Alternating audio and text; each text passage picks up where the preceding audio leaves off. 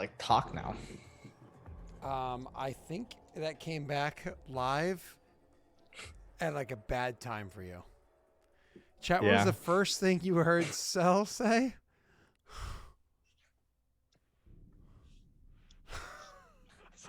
Oh no, that's not what was said. That was a bad time for you there, buddy. I'm just saying. I said I had to talk now. But To be yeah, clear, that's not what any of us heard. Just to be So, clear. no, Viking. See, he's not at the dorm right now. I'm not. This is true. You can clip I it, do but it's need not what I to go said. back and clip. Yep.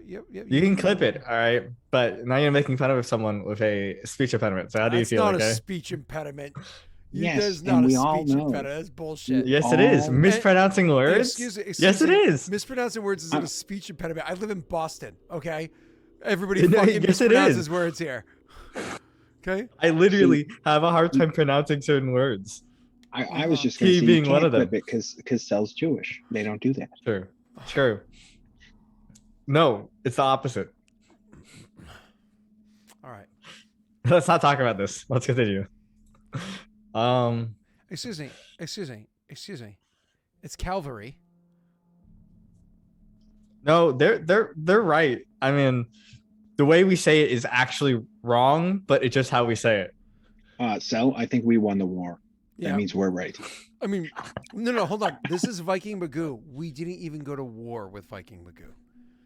It's It Australia. is cavalry though. It's not cavalry. They say cavalry, but it's cavalry.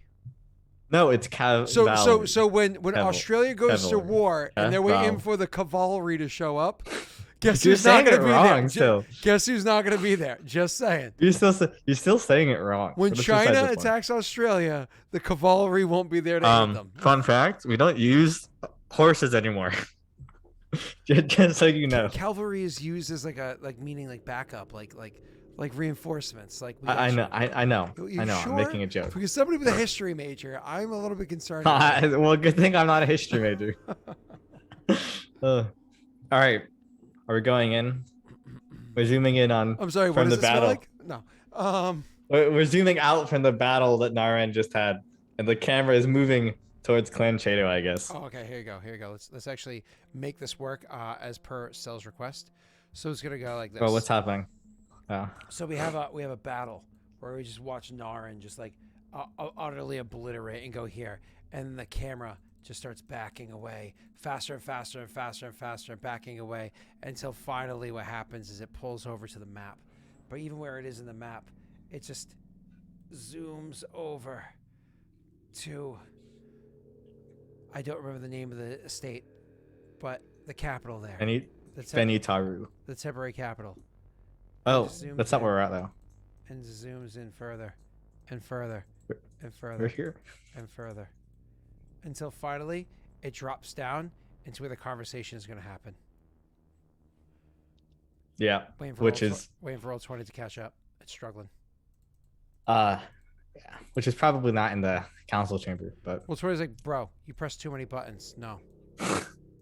Come on. but yeah. So it's just me and Reema there. There we Sorry, go ahead.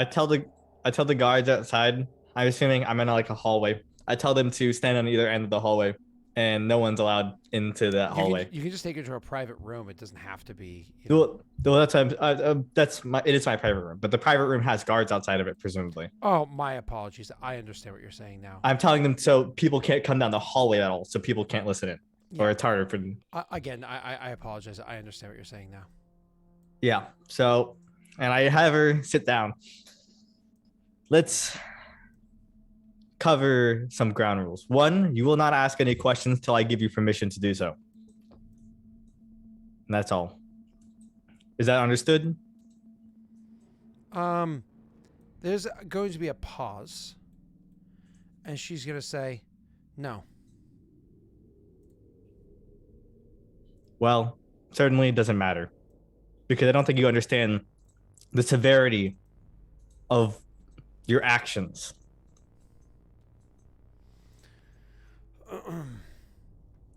May I ask a question, since I have to wait for permission? Or do I have to wait for permission to ask if I can ask a question? You are not permitted to ask a question. I will explain myself first. She waits. First of all, I understand why you acted in the rashness you did. But that action cannot be permitted to happen again or to any other warlord, to myself, any of my advisors on the council or otherwise, or any other warlords, advisors, council members, or other people of importance for their clan. Because otherwise, I cannot stop them from demanding retribution. Is that understood? No.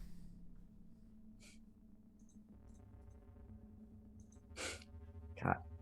I understand what you're saying up until the scope wherein I understand what you're saying when it refers to our allies and our enemies alike, but I don't understand what it refers to when referring to Clan Shadow.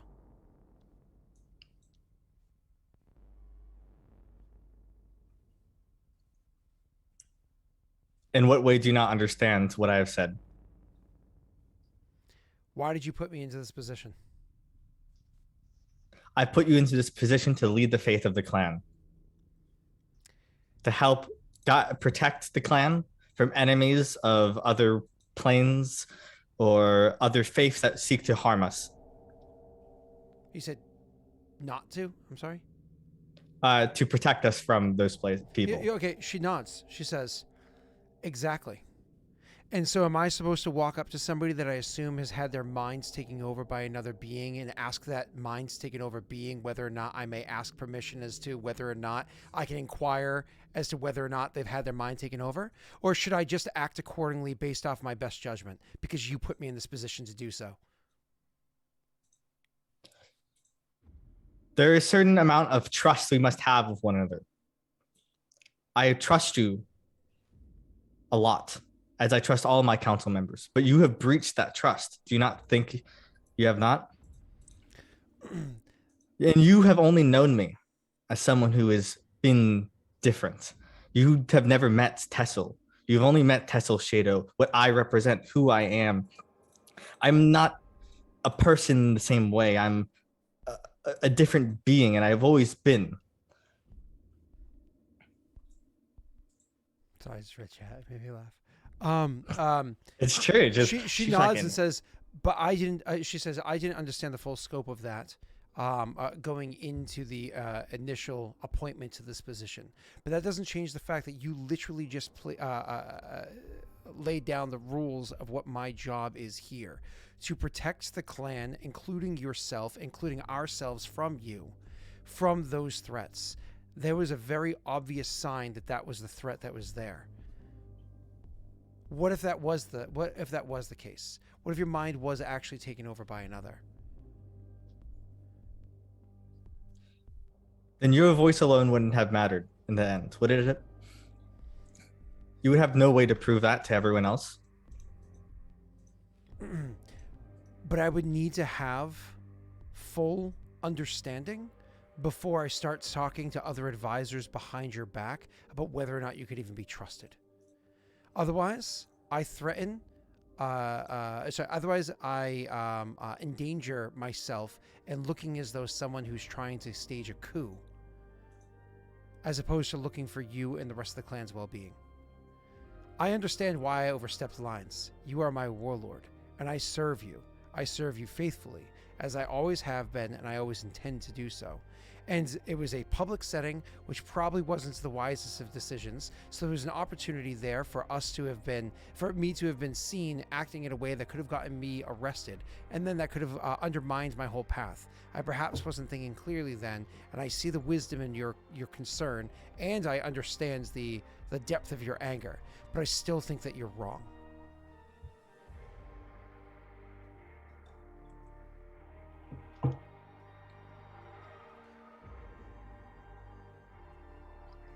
Then we will put a new measure in place.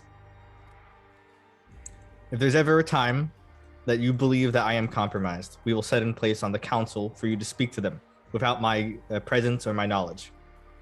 And then they will vote. You will vote as a group whether you believe it is necessary to question my judgment and if I am of sound mind. Give me one moment. I know what response I want to do, but I want to look at something else real quick first.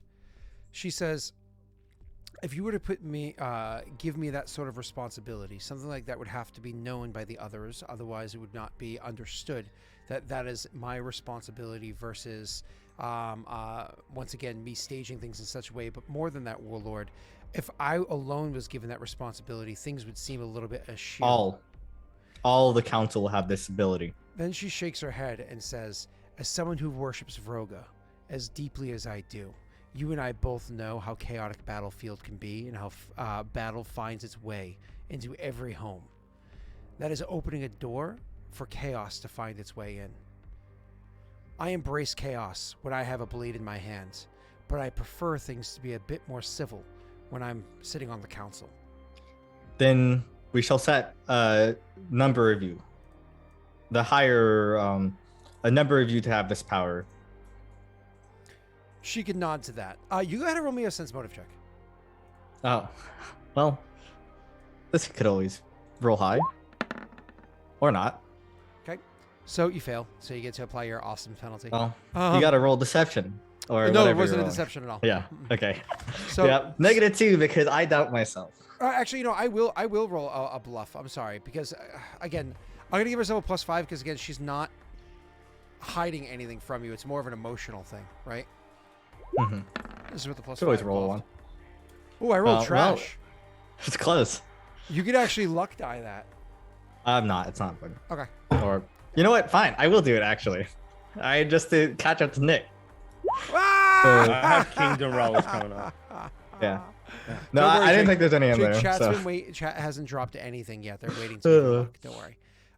Okay, Joey's I just frothing want for to say I do love the fact that you used that though on that roll, knowing that I have kingdom rolls. You're welcome, Jake. Jake, did you see the numbers though? Like, Cell's kind of innocent here. There is one. Look in Discord. I did. Yeah. Okay. I feel like we need a recount on this one. I haven't actually seen these numbers. All I know is Someone Sel just count. supposedly. Do it. You have access to the check logs. Stop the steal! Stop the steal! So, Shado anyway. steal! Stop the steal! All right, Somebody so- check his emails. Yeah. Oh wait! Why is he deleting them? He cleared chat. I'm looking at my console. All right. So, anyways, moving on. Must own a pizza place. So Who Who else would you recommend? I'm not going to give anything away for what she was kind of hiding there. When you actually ask that and like the conversation actually starts turning on its head, she's like, well, I think first and foremost, your brother Naito obviously should be somebody who has that because you trust your brother fully and completely, and I don't think anybody would be willing to back your brother if there were a coup involved. So, I mean that wholeheartedly. And then I would say Aaliyah. The 3 pillars of a clan: diplomacy, religion, and war. She nods appreciatively of that. She says, very well. I think that those are probably the best options that you could come up with, unless you wanted to think of. Remind me, I think Tick-Tongue's the better one, right? Tick-Tongue's the one that's like knows the minds and all that shit. Yeah, my marshal. Yeah. She says she nods appreciatively and says, unless you wanted to replace Aaliyah with Tick-Tongue. I thought for a moment that may be smart. But I don't believe Tick-Tongue, even if he had the power to this, he would ever use it. He's a good man, but he's someone that's more willing to exist around. She'll nod and not argue. He's less proactive than Aaliyah would be. She says, she like a couple seconds will pass, and then she'll say, "Then I must apologize to you, Warlord." Her tone drastically dropping from where it was beforehand. As I stated a few moments ago, I did act a bit out of turn, and I understand that. And while I don't think any degree of proper forewarning would have been wise, perhaps a better approach, or even potentially getting your brother involved first, may have been wise. Though you and I both know Naito would have argued against it pretty fervently prior to the establishment of this council, if you will. Remember, this clan is about a second chance. I hold no ill will, Rima, but you cannot act this way again. Because if it happens again, there is no third chance. She nods, like, sorry, she bows low with that one, and then she says, again, I deeply apologize for my actions, and I appreciate the depth of your anger in this, and thank you for your constant wise leadership in hearing through my counter arguments and even taking it into account for future purposes, so that I neither need to sever myself from this responsibility nor be concerned that you could potentially be a danger unchecked in the future, with how this transition of yours seems to be apparently a thing to be concerned about. Well, my apologies. Not concerned about, to be noted. I have something to show you. Follow me. And I lead her. So inside she gives the another deep, like, apologetic bow, but she'll of course follow. So inside the temple in the lower chambers, there's like there's this underground like small forge that Tesla goes to like go get away from things. Mm-hmm. And inside of it, there's like a small like little vault that he opens up, and he takes out a potion of continuous flame. The shrine in Arayoki is yet to have its ever burning flame. When I first founded this kingdom, a merchant came by and gifted this potion upon me. One was used in this temple to have its ever light, or its ever burning flame. The one in Arayoki is let to be lit. And he hands it to her. Let's go light this flame and put the past behind us. She'll walk with you. I'll wait until afterwards. So you guys will walk there. Relative silence, I imagine? Well, it's going to be a couple days because we're in Fenitaru. So. Oh, so you have to walk all the way back to the other place. Okay, never mind. She would she would probably have then we'll flash jump to like maybe the next day. You guys are traveling, so I imagine the two of you, because I know you have some commentary, not many. It's just you have probably on hand at any point in time in your entire clan a good 24 or so from you trade dealings with what's his face with Kushibashi. So I mean, your leaders don't all necessarily have their own, but you know, there's maybe more than 24. But you've got what are they called? I just said the word. Birdies. Commentary. You've got commentary around, probably more than 24, but you get commentary around, just not anywhere near as much as the person who produces them, right? Anyway, so I imagine the two of you are riding along on your commentary. And at one point in time during the travel, so outside, we can say the weather is a little bit kind of like, I guess that's how it was today. A little bleak outside, off and on rains. You know, one of those things where it's not horrible for traveling in, but it's also not pleasant either. Anyway, so off and on rains. She'll be riding alongside of you, and she'll say, Warlord, if I may. And she gives that kind of like sign for like, rides up a little bit faster for you guys to like break away a little distance from your guards that are around you. So that, you know, instead of them being like 10 feet behind you, they're like 25, 30 feet behind you. And of course you have scouts up ahead, obviously. She says, I apologize for my actions, and I explained why they made sense in the moment, and to a degree you agree with me. But I didn't tell you why I jumped to that sort of a conclusion. And I think with especially how you have respected my requests and everything, I owe you this at least. You know that I come from a bit of a what's the word I'm looking for? Old. A bit of an interesting past. We didn't go over too many of the details when we were first getting to know one another, but you do know that I was part of a different organization beforehand. It was a extremist cult-like organization that worshipped Vroga, but in a bent and twisted way. And I don't mean like the broken chains. The broken chains have so many aspects to them that remind me of this group that I was once a part of. It's why I am uncomfortable around them.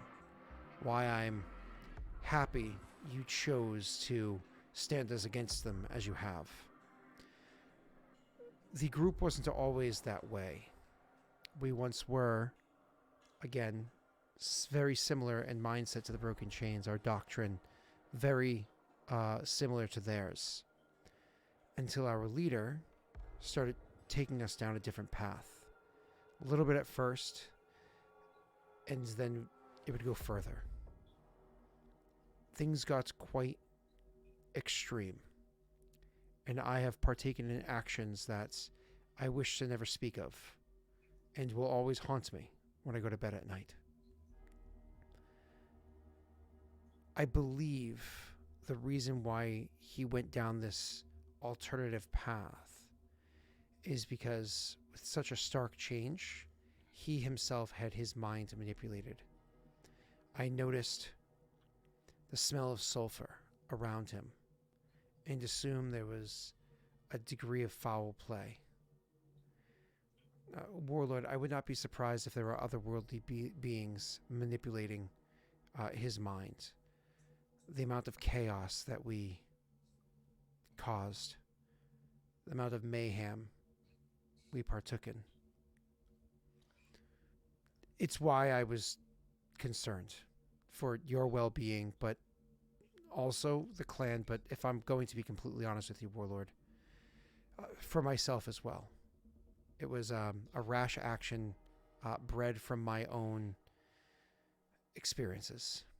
And so again, I do apologize. And she can't do much of a bow while riding, but she does like a little bow on the commentary.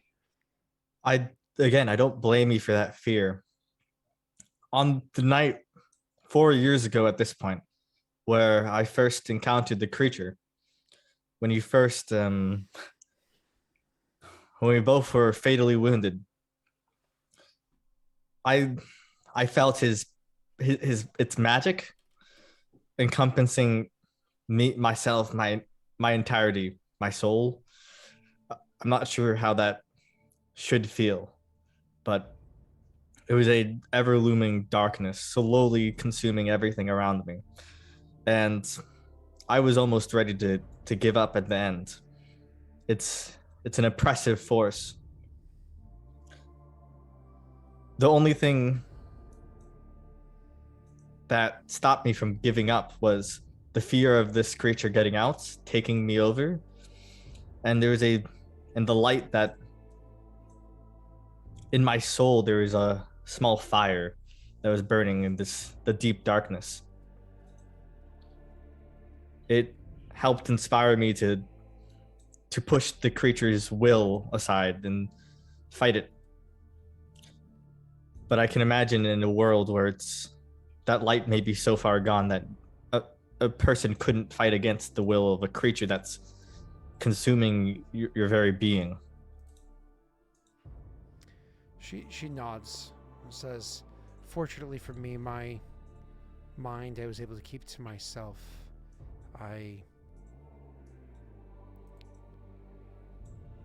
Unfortunately, I witnessed others around me not... I don't know if it was an otherworldly creature or if they just too quickly adhered to the doctrine, too closely adhered to the doctrine, but I'll tell you about this some other time. But I thought you deserve the respect of understanding why things played out in my mind and led to my actions, and to thank you again." But that she kind of like lets things kind of ends there. Mm-hmm. And that's obviously, it's a hint towards her story feat that you know. So, burp, burp, burp, Oh, burp. yeah, I totally know what you're talking about as I check your character sheet. Okay. Yeah. Yeah, I know. Yeah. I know what you're talking about. That's where the camera is. Yes, it's there. There, I know what you're That's talking. that, You, that you that's where silly the goose, you. yeah. You. Look, chat. You don't know chat, all right? But he knows. I don't know what's your point. Okay. All right. Let's go to Jake. Hey, chat. Can we get emotes and chat for Jake? If you're excited for Jake to have his turn now, you have to do an emote or many emotes of your choice. And I'm better than VSword Dancer, so if you spam emotes, you won't get muted and booted and all that fun stuff by Nightbot. Because unfortunately, VSword's not that nice. So, all right. Looks like Viking Magoo wants to jab you from behind with his poison stick. Okay. Yeah, sounds good. Yeah. Apparently Rosin does too, so hail. The more the merrier. Yeah. All right, cool. So let's get into this. Let's have Zyle. Jake, it's your turn. Are you excited? Is there anything we're supposed to do before we kind of just actually start rolling your dice? No, I don't think so. Cool. I'm excited for your event phase. Don't worry about it. It's all good. I've been saying this for weeks and it really is off-putting. What? Don't worry about it. It's all good, man. This is totally not a fake smile. Right. Alright, so what's up first? Is upkeep, right? If you want to jump right into doing that first, absolutely, sir. It is upkeep. Is that what we want to do first? Isn't that not the start? I Isn't that what we're suppose. starting? I suppose. All right, let me move the map over. Overlay switch. We're going to plop you over here. The camera zooms back out and looks at Jake's little kingdom there. Cool. Let's go out one more. There we go. All right, awesome. That's good news there. And I'm just pulling up the Pathfinder Kingdom Building sheets. And I always like to have two separate tabs. One for specifically upkeep. And you can go ahead and roll upkeep. How much unrest do you have? I think you left yourself with 1 after last session, right? No, I have 0. Oh, were you able to like event it away? Yep. Oh, beautiful. You're wonderful. Could you, if you're on that sheet, are you able to tell me my values? Yeah. I actually have it pulled up on chat for everybody. So your control DC is currently, because you didn't open any new districts, right? You just have the 3 districts. So your control DC is 49. Your economy is 60. Yep. Your loyalty is 51. And your stability is 65. Your current consumption is a -6, which is pretty fucking sexy. Alright, so... Alright. Keep phase.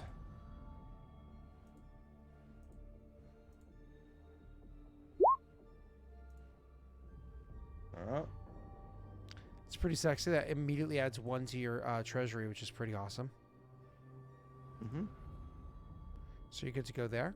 After that is going to be whether or not you... Sorry, it's pay consumption, I think, and then roll for magic items. And I think you do actually have open slots.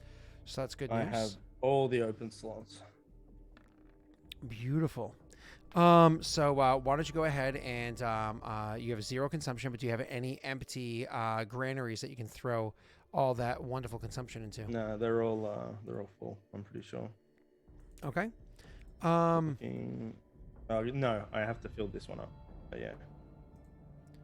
Okay. So you're filling it up? Mm-hmm. Cool. Alright, we're good. Give me 1 second. Oh, no. I did that wrong. So it's... Oh, no, I did that wrong again. Why am I doing things wrong? Oh, I know why. Ha. Dummy. All right, cool. So you, sir, are... and after this roll, don't forget, because you're the 3rd person to roll in the team. Yep. So after your roll, we have to make sure we recalibrate what everybody's trading Edict Stew for them. Okay? So it's all Okay. kind of up to date. Awesome. So you make that roll. That's wonderful. You fill up your consumption. That's awesome. Choose somebody in chat to go ahead and roll that magic check for you if they roll a 51 or higher. And do you want them to follow through, or do you want somebody else to follow up afterwards? No, they can just keep rolling. Go ahead. Let me open chat. If it's an odd number, it's his capital. Otherwise, it's his not capital. If his other one also has stuff. Let's to go do. with Zalamos. And yeah, I So- did. I will add it in. Oh, nothing can be done in his other one, so it's just his capital. D100, Xylamos.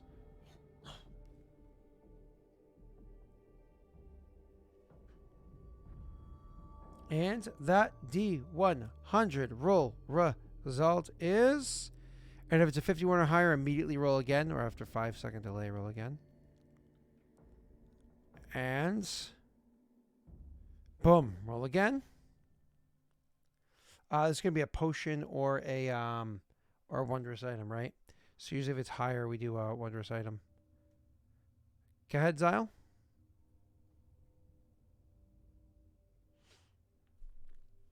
Okay, 26 is lower, so it's going to be a potion. Go ahead and roll again for me.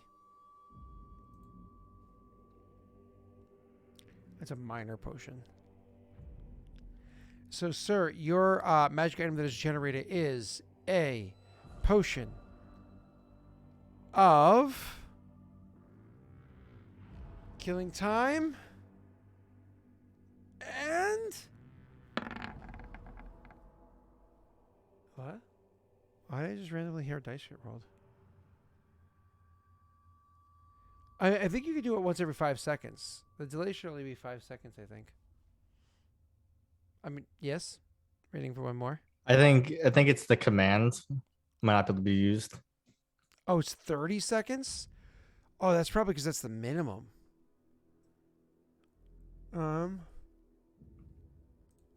me check that.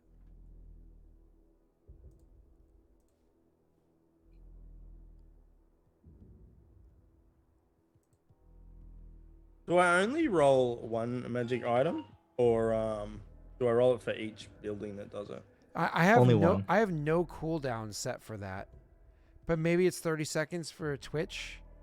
Yeah, it's Twitch. So you just change it slightly. So you do it like this. So you do D100 and then you do like D100 yummy. Then a D100 results. So if you just change it like that, it allows you to roll it, and it's not technically the same chat message. That's like a way of getting around Twitch's basic thing. Yeah, D100, Scotty Sexy, exactly. So I'm going to assume that next person to roll after Scotty Sexy, you can go ahead and we're going to take that one because Isle seems to have dropped off the map. So whoever rolls, go ahead, so we can move on because there's a long pause for just an item. Boom, 60. So Cat's Grace. It's a potion of Cat's Grace. Jake. Oh, Okay. Joey would have rolled Hide from Animals. So, but it's Cat's Grace. Cat's Grace is way better. Yep, and there's no unrest for you to modify for now. So, so that's good news. You don't have to worry about that. You're gonna add that potion in there. And Now, Jake should add he should put himself on the second score for his kingdom. as part of assigned leadership, he gets to choose either loyalty or economy. We know what he's going to choose. He's going to choose loyalty. Loyalty or stability. He's going to choose loyalty, obviously. I don't know. Getting a stability at 70 something sounds pretty nice. I mean, he is already above his control DC by 16. So, I agree with you. Being up by 27 is really freaking solid. But if he wants to actually start being able to successfully build an army, he needs some serious numbers. So, and I assume that's what he wants. I'll be 1 second. Somebody just at my Yeah, door. yeah, of course. And then also that would take it so that his advisor tasks will greatly transition from +0s to I think +2s, which will help his advisor tasks. Sure, that makes the stability ones even easier, but having that 0 to a 2 for loyalty checks, oh, that'd be sexy. I'm gonna try to make that number for him. Oh, I can't with this. This one I gotta do it with Daelric, not the other one. Let me click beneath it, go up, change this to a 11, boom. And that makes his loyalty now a 62. So again, if you go over to his advisor tasks, you can see he has a +2 there, which is wonderful. Hey, I got a couple more months before I get there. I mean, listen, that's amazing. I mean, if he had unrest at 10 right now, which would be terrible, but unrest at 10 right now, he still is not beneath his control DC on anything. There's different issues that would go on once you're unrest at 11, but at unrest 10, he still only can fail things by rolling a natty 1. That's impressive. All right, cool. Now that we're done fawning over Jake, jeez. He's such a Chad.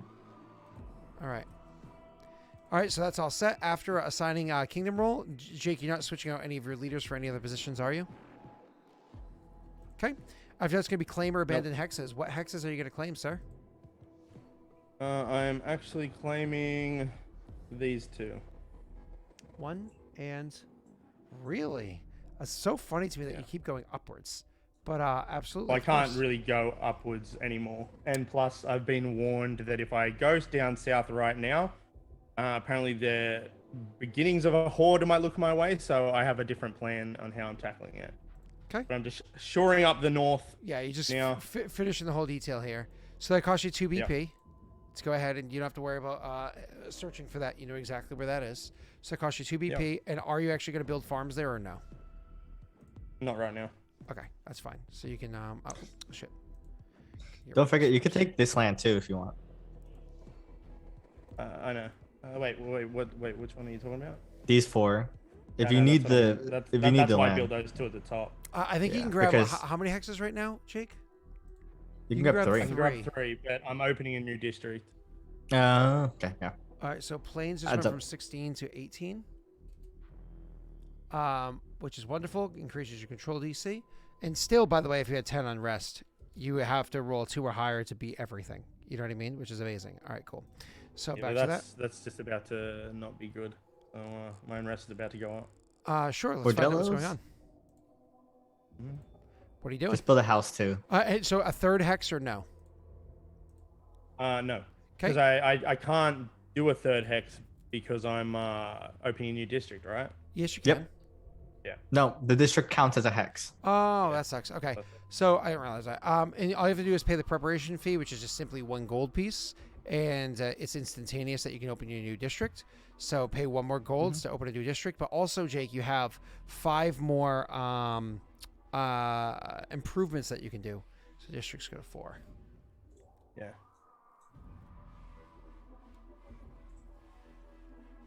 All right. So for buildings, give me a second. Okay. All right. Let's start with. Oh, I got to start with my expenses. So the area is done, which is 3 BP. No, hold on. Before your buildings, terrain improvements, any or no? Yeah, I don't have the money for it this time. Okay, so you're not doing any roads or anything like that? Okay, just wanted to confirm. Thank you. Nope. So I'm sorry. So going to your other thing. So Nochi has nothing being built in it currently. So going back over to Kabe. Kabe has, as you've previously stated. Oh shit! What did I just click? I clicked Nochi. That's what I clicked. So Kabe has your area. You're spending 3. And somebody else is spending 3? Yep. Beautiful. And this does not count as a building. So we're just going to turn this black. And did you include it down below? You did not. No, I haven't yet. I'm going to take off all the things. So that's 5, 6, 11. I'm trying to minus 14 from that now. That finishes that. Your castle goes from 2 months to 1 month. That's scary. Your military academy goes from 3 months to 2 months. That's exciting. You paid the appropriate 11 BP to do that. So for the total of, you said 3 and 11 is 14 BP to do all that, right? You're at 27. Yep, that's correct. And no other buildings there. Okay, so what else are you doing? All right, I'm building Because I see some bordellos already there. Did you build those last time? tenements. Ooh. Tenements. Oh, Jesus. Oh, this is your new... Tenements. Hold on, before you do all those tenements. Hold up a sec. Yeah. Boom. Boom. Boom. Boom. Okay, now do your tenements. Yeah, type it in 1, then copy and paste. Okay. How many buildings can he do in one turn? He can do 5 buildings. How many buildings you making? So that's what, 3? Yep. Is that costs you only 3 BP to do? That brings it to 10. And that's what, 6 unrest? Yeah, but it's about to be 5, so I'll put 5 unrest in there. Why is it about to be 5? I'm upgrading the tenement to a house. Which one? One in my main district, which is 3 Oh, BP. yep, I up at the believe. herbalist. I see what it is. Gotcha. Yep. So the difference is 3 BP, as you said. So you just spent 6 BP, and it is only 5 unrest. Okay, that's funny. I just said 10 unrest doesn't matter, and you're like, "Cool, I'm gonna half that." I'm like, "Oh, okay." Yeah, it had to be done. And we're gonna start building a theater. That will be turned into an arena. Where's that gonna be? Center. Here. Yeah. Okay. And a theater takes up how many slots? It's 2, I believe. And how much and how long? 4 BP, 6 months, I think. So we go down to 5. I'll set that for you. Theater. You said 4 BP for 5 months. Yep. Okay. Done and done. So you're spending 4 more BP It's on that. 2 squares as well. Yep. You're spending what's it saying? So you go ahead and what's your treasury at now? 3. Oof, that's rough. Okay. After that, sir. So you just kind of like blasted through a whole bunch at once. You assigned leadership. You claimed 2 hexes. Then you did some no terrain improvements. Then you expanded one of your district. You expanded your capital to have a 3rd district, where you immediately built a bunch of tenement houses inside there. And then you finished 1 building, near completion a couple of others. Started working on a 3rd one. Dude, when your castle's done, doesn't that also unlock the final feature of your... Oh, no. It's 2 more months. It unlocks the feature of your son or grandson, whatever. Cool. Oh, yeah. 2 more. Then you create armies. Are you doing anything like creating armies or issuing edicts? Not this turn. I don't have the BP for it. Although, we were supposed to do I think it's an exploration edict, actually. Sure. That Surash is partly funding. I need alcohol. I hear you on that one. So where's the exploration edict supposed to be, sir? Because you want to see what's going on with the clans to the south, right? Is in chat, yeah. I mean, remind me where it was again. Yes, because it was we were doing hiring more or less like it was something to do with the goblins were doing it because it's a they get a bonus to their stealth check or something. Problem with Memusa, Steve, is that's a dangerous check and not something that he can chance right now. So even if it's relatively cheaper and easier for him, it's still a very far trek, and so there's like a good chance that things can go wrong if the party doesn't actually go with them. Like there's a chance that things can go sideways on the travels. So Jake's willing to take that chance, but just not today. So waiting to see if Viking's gonna. He just said, okay. I was suggesting higher goblins because the exploration party's stealth is affected by the party's stealth modifier, and goblins have naturally high stealth. That's certainly true. But don't the goblins already work for you? Or are you like an auxiliary group? I have a small, I think I have 10 goblins as their own group. Yeah. But when we were talking about this before, you said because I more or less have unlocked them because there's more than just those 10. That I could possibly hire them. Yeah. Yeah. So, yeah. Okay, cool. So, you want to... Remind me how much BP exploration edict is again? I believe it's 1d4 a month. I'm looking it up right now for you, sir. Edicts. We'll only be able to do 1 month right now because I only have 3. And if, yeah. Almost there. All right, oh, no, apparently I went past this. I'm a vassalage trade. Exploration. So, exploration costs... when it's 1d4 per month of expedition paid in advance. The explorers start at your capital, spend an agreed upon amount of time traveling, exploring, and mapping unclaimed hexes. At the end of the contract period, they return to your capital. So more or less, you'd pay it now, but next month you would get the in the edict phase, you get your information. Oh, not in the edict phase. Sorry, in the upkeep phase, you would get your information so you can plan it out for the rest of your turn. Yeah. All right. Do you want to roll a 1d4 Viking? Yep.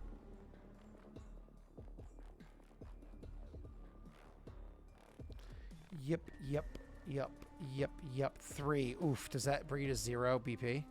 No, it doesn't, because Viking is covering it with Sarash's thing. Oh, Viking is can cover 3 in a month. Oh wow, Viking is perfectly covering that. All right, Yeah. Cool. So that's a nice expiration edict, and we just need to find out the speed of the goblins to see how much information they can get. And obviously, they're going to have their appropriate supplies to be able to feed themselves, do what they need to do down there, as well as pay off any groups that are going to try to eat them. You know what I mean? And they have, I believe somebody recently tried to get some information from somewhere, and like they got eaten alive or some shit. Which is why you're like, let's get the stealthy people. The last exploration edict that we did. Unlucky. Try again next year, boys. It's funny. So technically speaking, you guys have been expanding into areas that require exploration edicts for you to even expand into. But what I've been saying is more or less like, oh, if you're there for like a month or two, you should be fine. But like Nick is in a place where he's expanded outwards without necessarily being there for a month or two first. Only recently. Before that, he never fucking expanded quickly. It's only recently. So in my defense, I did explore my areas. You did at the beginning of the campaign. Yeah, but Nick's gonna have to do an exploration over in his to like really start continue pushing on. But like once his keep is done, if you wanted to like honeycomb his keep, I can. But it's a forest too, so it's like exploration edict's kind of like one of those things you really need to do. All right, cool. All right, awesome. Let's keep going. So Jake, you did that.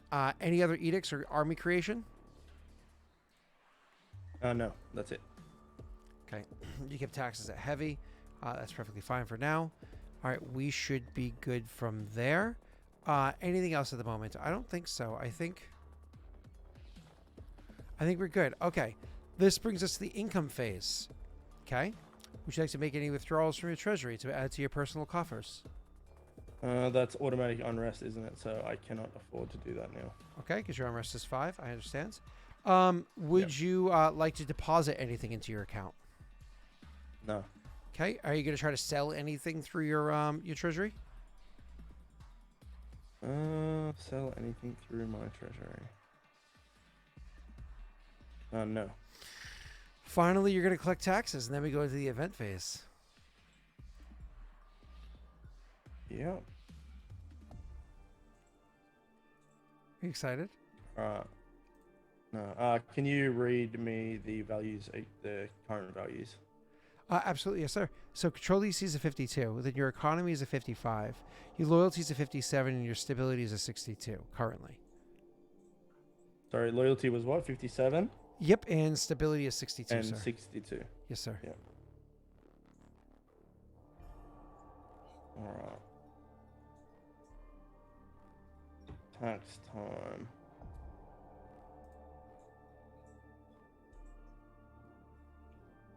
We didn't get any luck, did we? There you can click it. You just want that thing to come up, so no.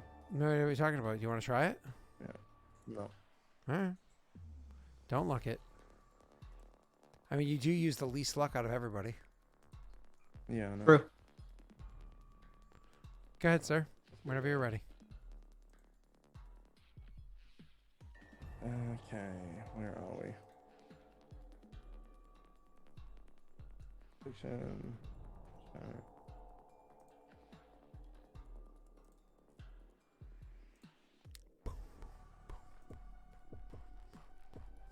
Do we have any bonus BP?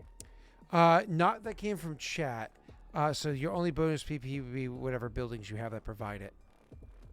Okay. So for you, probably 0 because nobody loves you. Yeah. What'd you roll? You rolled a 3. I keep rolling so low. Oh, you're sorry, chat. You couldn't see. You rolled a 3. So 23 BP total. Beautiful. That's great. Yep. That's a lot of BP to go into a round where you're going to spend a lot of money on construction. Don't worry about it. It's not like you're going to be in any trouble or anything.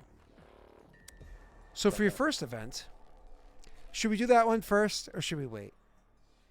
No, do the one you've been hyping up first because Bro, you've been hyping it for a 2 while. months now.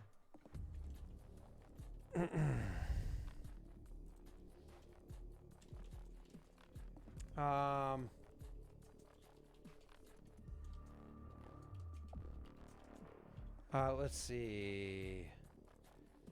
What are they called? What are they called? I can't spell. And what's the other one? The other one. There you go. Okay, here's a poll in chat. I think I spelled everything wrong. There we go. This is going to be a month of low rolls. I know. Isn't that painful? Jake is like, I'm going to spam. I know exactly which one I want it to be. I'm going to spam it. And I know you have one that you're supposed to do for Cell. So in theory, you can do the one for Cell first. Because I don't think Cell got enough time. You know, actually, if you wait for Cell to be last, then that makes sense. Don't do it to me. Don't do it, Tom. With Cell. It doesn't have to do with Cell now. It's on his kingdom thing. But I have an event for myself, more or less. Oh, do you? Okay. Yeah. Okay. But we can finish with the RP of Cell so we know whose turn it is. At the end of the session, we need to know whose turn we're going into. Hey, Cell, who goes first next time? Me. Oh, really? You bastard. It's not me that sets it up that way. It's always you, buddy. Well, no, it's not my fault. Lundane did 12 votes. I won't look and see who voted for what. All right. So, Jake, are you ready, sir? Yeah. All right. Representatives from a representative from the northern clans comes and seeks audience with your clan. Yeah. Who is it? So, Just an emissary? No, it's more than just an emissary. You can go ahead and roll nobility, warlord's check. You could have one or two of your advisors do so if need be, but you should know. Okay, warlords. Knowledge warlords. That's a beautiful check. It's one of the northern clans. It's an emissary of sorts, if you will, sure. But based off of the wagon that they've arrived in, the amount of guard that they have with them, you come to realize, and the wagon they have with them, the amount of guard they have with them, the garb that they wear, you come to the realization that this is a northern clan's tax collector that has come by and is seeking audience with with Densho Varix. Mm-hmm.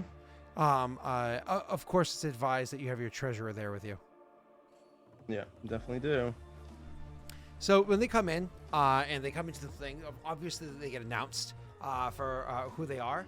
I will allow Viking to come up with the first name and Joey to choose which clan of the north they're representing.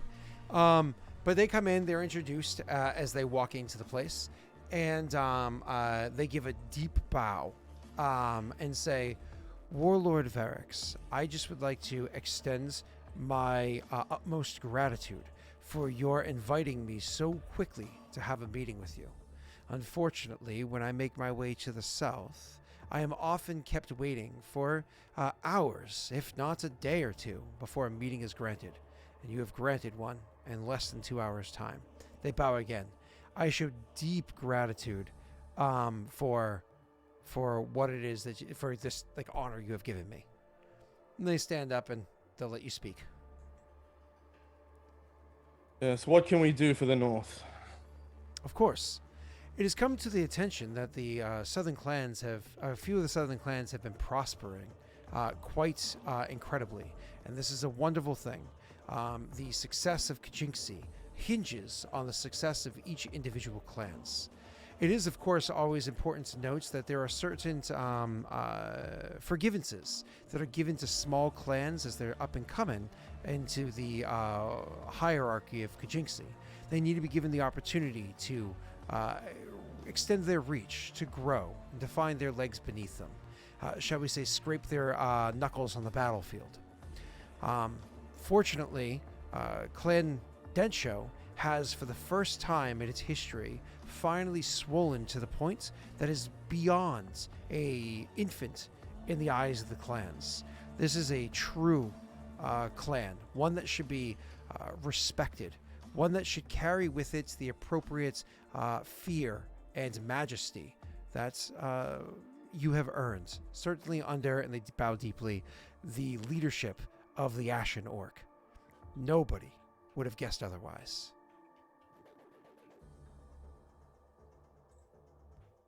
Thank you. Once again, what can we do for you today? Of course. Well, as the opportunity was given to you to lead your clan through with wide open opportunity, as the opportunity was given to you to have wide open expanse, to invest into yourself and to grow as much as you have, given to you as a gift from the Northern clans, now has come the time that you start paying back to Kajinxi itself. Kajinxi is not small. Our battles are grand and our armies are great. And for us to continue to succeed, to flourish against innumerable enemies to our north, our south, our east and west, we need to amass as much coin to fill our coffers as much as possible to pay for these wars. Infrastructure, as I'm sure you've learned, does not happen for free. Yes, what you say is correct. We must secure the borders, and that requires money. Exactly that. I'm glad that we can see eye to eye on this, Warlord Varix. Once again, the Ashen Orc and his infinite wisdom from his many years of living is something that is often spoken of in the Northern clans. I keep hearing that more often and often. I appreciate the recognition. He bows, of course. I often had told just the story of your grandfather to my young, when they, to my children when they were young, and it inspired my daughter to become quite the fierce warrior. I was very proud when she died on the battlefield, 17 years old. She felled 36 before she was taken away. She sits next to Vroga now. She was a mighty warrior. You should be proud. He bows to hear such praise from the Ashen Orc. Thank you. He stands up again. Your line continues? What was it? I said your line continues? I was blessed with 7 daughters. My wife was a busy woman. I see. Well, seeing as orcs hit maturity a lot sooner, I would have thought maybe she would have had some kids herself. Wait, was that last part? I'm so sorry.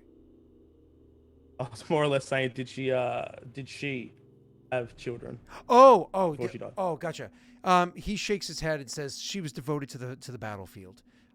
Unfortunately, she didn't have that opportunity. But her sisters will succeed her, and certainly there's already a niece of hers that was named in her honor, already birthed. Thank you for your concern in this matter. Speaking of matters of concern, I have come by to inform you that a representative of the Northern clans will be joining occasionally to spend some time with your treasurer, and he will look to whoever is clearly the treasurer in the room, whether they make themselves known or their garb or whatever, what have you, and they'll bow deeply to remind me who it is in your clan. It is Sarash. Sarash. And they'll bow deeply to Sarash. This is Sarash's chance for the spotlight. It's been over. What, 14 months, 16 months? Now it's her time to shine. Yeah. So he bows deeply to Sarash. We'll of course go over the various note keepings and books that are kept by Clan Varix, and of course the tax collection will come approximately once a month to collect the dues owed to the Northern clans for the sake of the protection of all of Kajinxi and the constant building of infrastructure for the continued greatness of Kajinxi. Very well. How much? He bows and goes into explaining details, which is later on, because you're not the smartest, later on explained to you by Sarash as being, it is 15% of your economy needs to be paid in consumption monthly. That is your economy pre-treaty. So whatever you get from Nick and Cell is not factored I would in. like to have that fucking down straight up. Down In BP? in That's BP, insane, Scott. but it goes to consumption. Yeah, that still, that percentage I want to try and renegotiate to 10, because like he has very well said, this is about protecting the border, infrastructure, and stuff like that. We have a very real threat that if it gets through me, there is a horde starting to amass. So It gets through me, and if you're overtaxing take it in game, me, baby. Take it in game. all right, let's go. Okay. So he more or less gives this explanation, and you're just kind of like, the numbers kind of go over your head for the most part. I need an aside with Surash. Sure. So Surash, so he explains these details, and Surash is like, I'm going to have to go over, Warlord, I'm going to have to go over numbers to see exactly what this means. But it is a considerable amount of coin that they're asking for, the amount of livestock they're asking for, additional grain, et cetera, et cetera. This is not a small amount. This is ridiculous. What do you think is a fair amount? So because we must pay tax. I was expecting this. To be clear, what your number is right now, your economy is currently at 55. So it's propped up by an event, so it goes down by 4. Oh, sure. But even with what the event currently is, so let's say that it is. We'll remove the 8. So 55 take away 8 is what, 47? Times 1. Sorry. Oops, shit, I did that wrong. 47 times 0.15 would be 7 BP a month added to your consumption. Your consumption is currently a -3, so that brings your consumption from a -3 to a 4. Yeah, that doesn't work because flat out I can't expand. The only reason I've been able to do what I've been able to do. Well, I'm keenly aware you're the only one with a negative consumption. The other two have a not negative consumption right now. Yeah, and if I'm the only one that's dealing with this shit, I'm just putting it out there. We will all be. As fuck. No, next turn. Nick gets it next turn. I get it turn we'll after see. But yeah. So back to Surash. What do you think is fair? So considering our own obligations. You ask her, and she goes, 0, nothing, absolutely nothing whatsoever. The Northern clans have done nothing but sanction an attempt on your life and that of our allies, and have done nothing but put red tape in the way of our attempts to try to get recompense for that. They can absolutely go fuck themselves. They could take the best made Shadow fucking spear, and they can sit on it and stack themselves up as deep as they can fit it. Those short motherfucking piece of shit. And she's like going off for a bit until finally like you let her play out her anger, and then she's like, maybe I'm not the best person to ask. I'm from the South. You keep what you kill, and if you want it, you earn it. How have they earned anything from this? And once again, that's kind of like her mid-level kind of aggravation, and she finally, after a bit more time, steps off of that anger and even further, and she's like, yeah, I need to go paint. She's like, pose naked for me. She's like, Warlord, I don't know. With what he's explaining, I think that factors out too. And she gives like talking about like grain and whatnot. You understand it to be about 7 BP added to consumption. To be clear, it's added specifically to consumption, not like taken from your directly from your treasury. She's like, that's crippling. I don't know. Even if we were to bring that down to 4. Is more or less she brings it to, which is a 10%. She's like, that's something that I suppose we can invest into more farms and hope that things go well, but it slows down our ability to expand. It's going to cost us more just to build those farms to hold off of a costs that we didn't anticipate going into our expansion. They want to secure the. If I were to give you advice, Warlord, my advice would be speak to whoever your diplomat is. Who's that? Masumi. Speak to Masumi and see what she knows, because she understands this better. My opinion is tell them to go fuck themselves, but we don't have the armies for it. Speak to Masumi. All right, Surash, wait here, and I'll send for Masumi. Yeah, And it's one of those things. She just looks flustered because it's beyond her scope of understanding. She can run the numbers, but like dealing with that shit is making her angry. So Masumi will come in, and as she enters into the room, she's like, "Oh, pardon me, Warlord. I heard that you." We're having an aside, so yeah, the tax collector guy isn't here. Yeah. It's you, her, and Sarash. Okay. Yep. Yeah. You told him Masumi, I'll need to get back to you on how I'm going to, blah blah blah. Yeah. He's offered a meal. Masumi, Please let we my. need You send to- you send somebody off to go fucking give him a massage and give him drinks. So continue. We've had a visit from Northern tax collectors. Tell me, what do you know about this? I unfortunately recently was absent from our clan because I had to spend some time in Throne. I assume this is because of the recent successes of Clan Densho.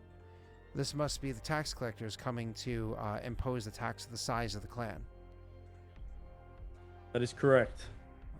Every clan must pay their dues, of course. I personally am one of those people that believe that we should be taxing all clans from their fledgling states. That way it can alleviate the amount of tax that the larger states have put in.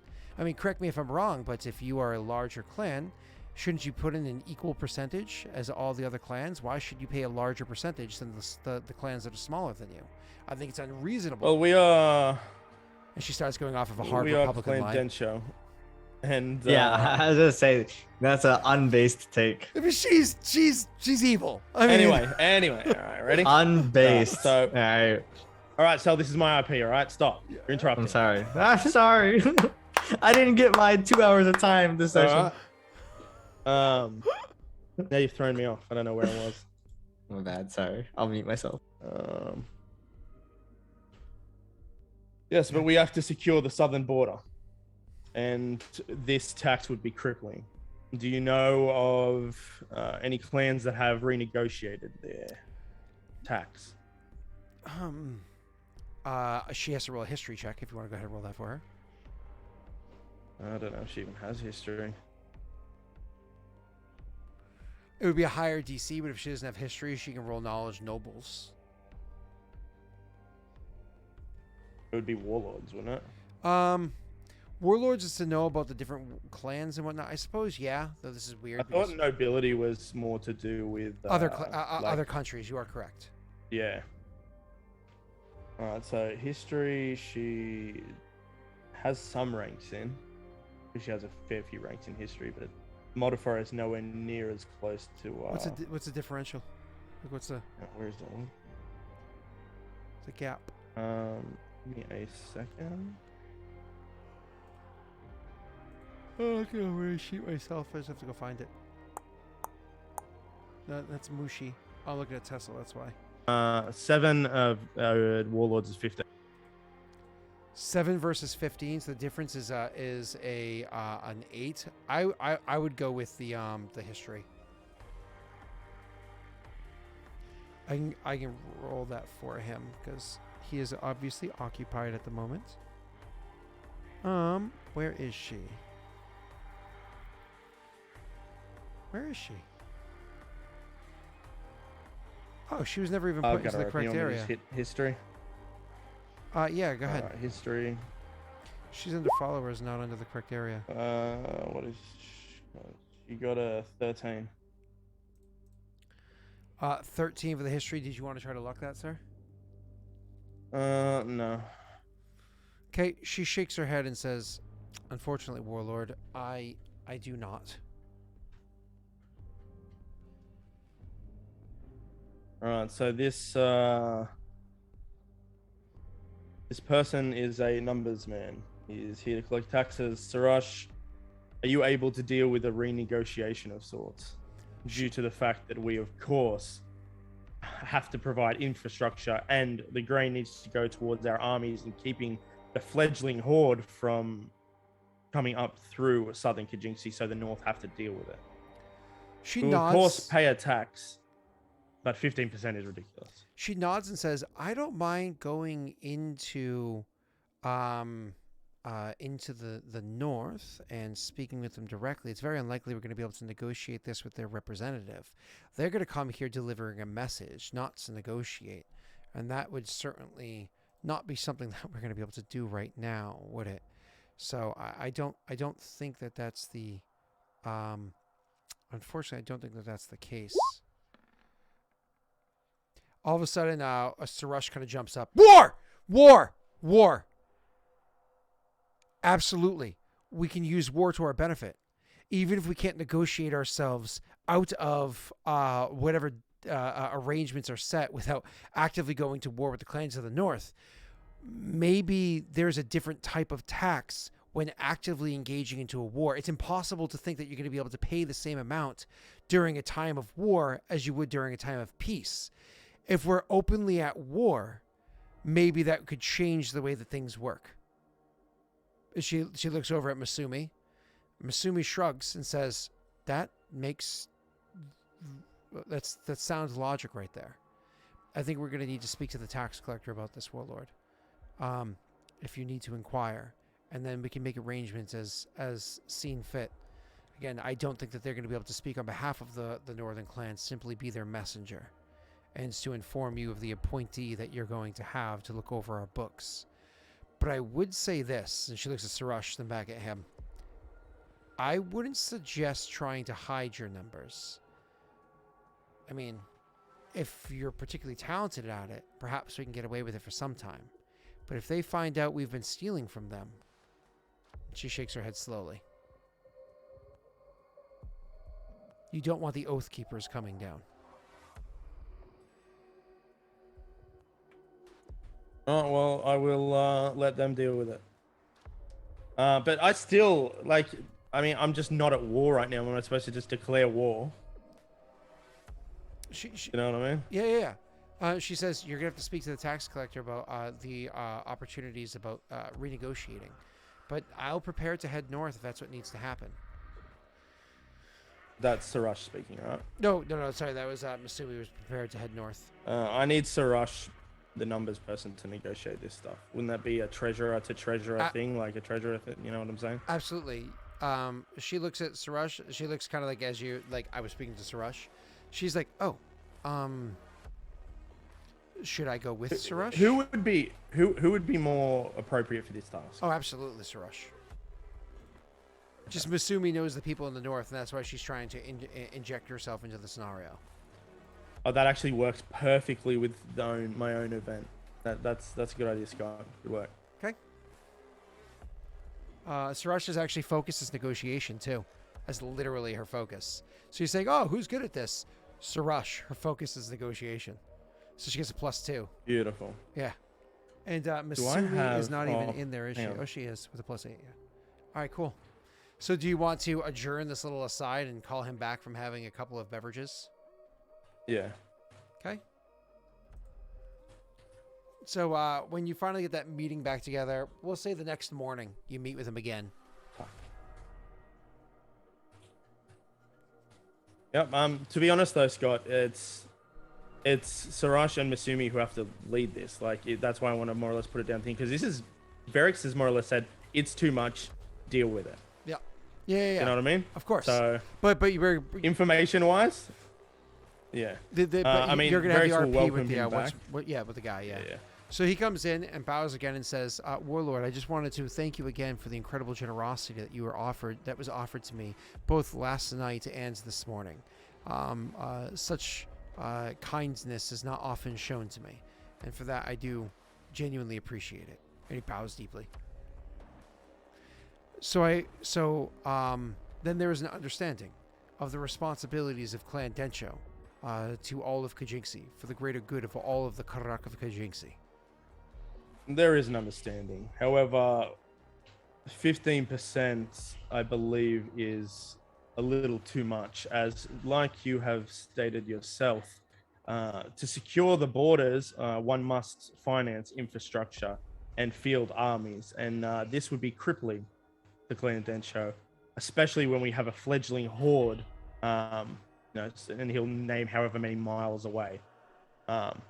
My ability to then combat said threat is deeply diminished. I would like my treasurer and my daughter Masumi to accompany you back to the north and hope to renegotiate as we all face dangers. And if the horde does pick up traction, it won't only be Clan Densho that has to deal with it.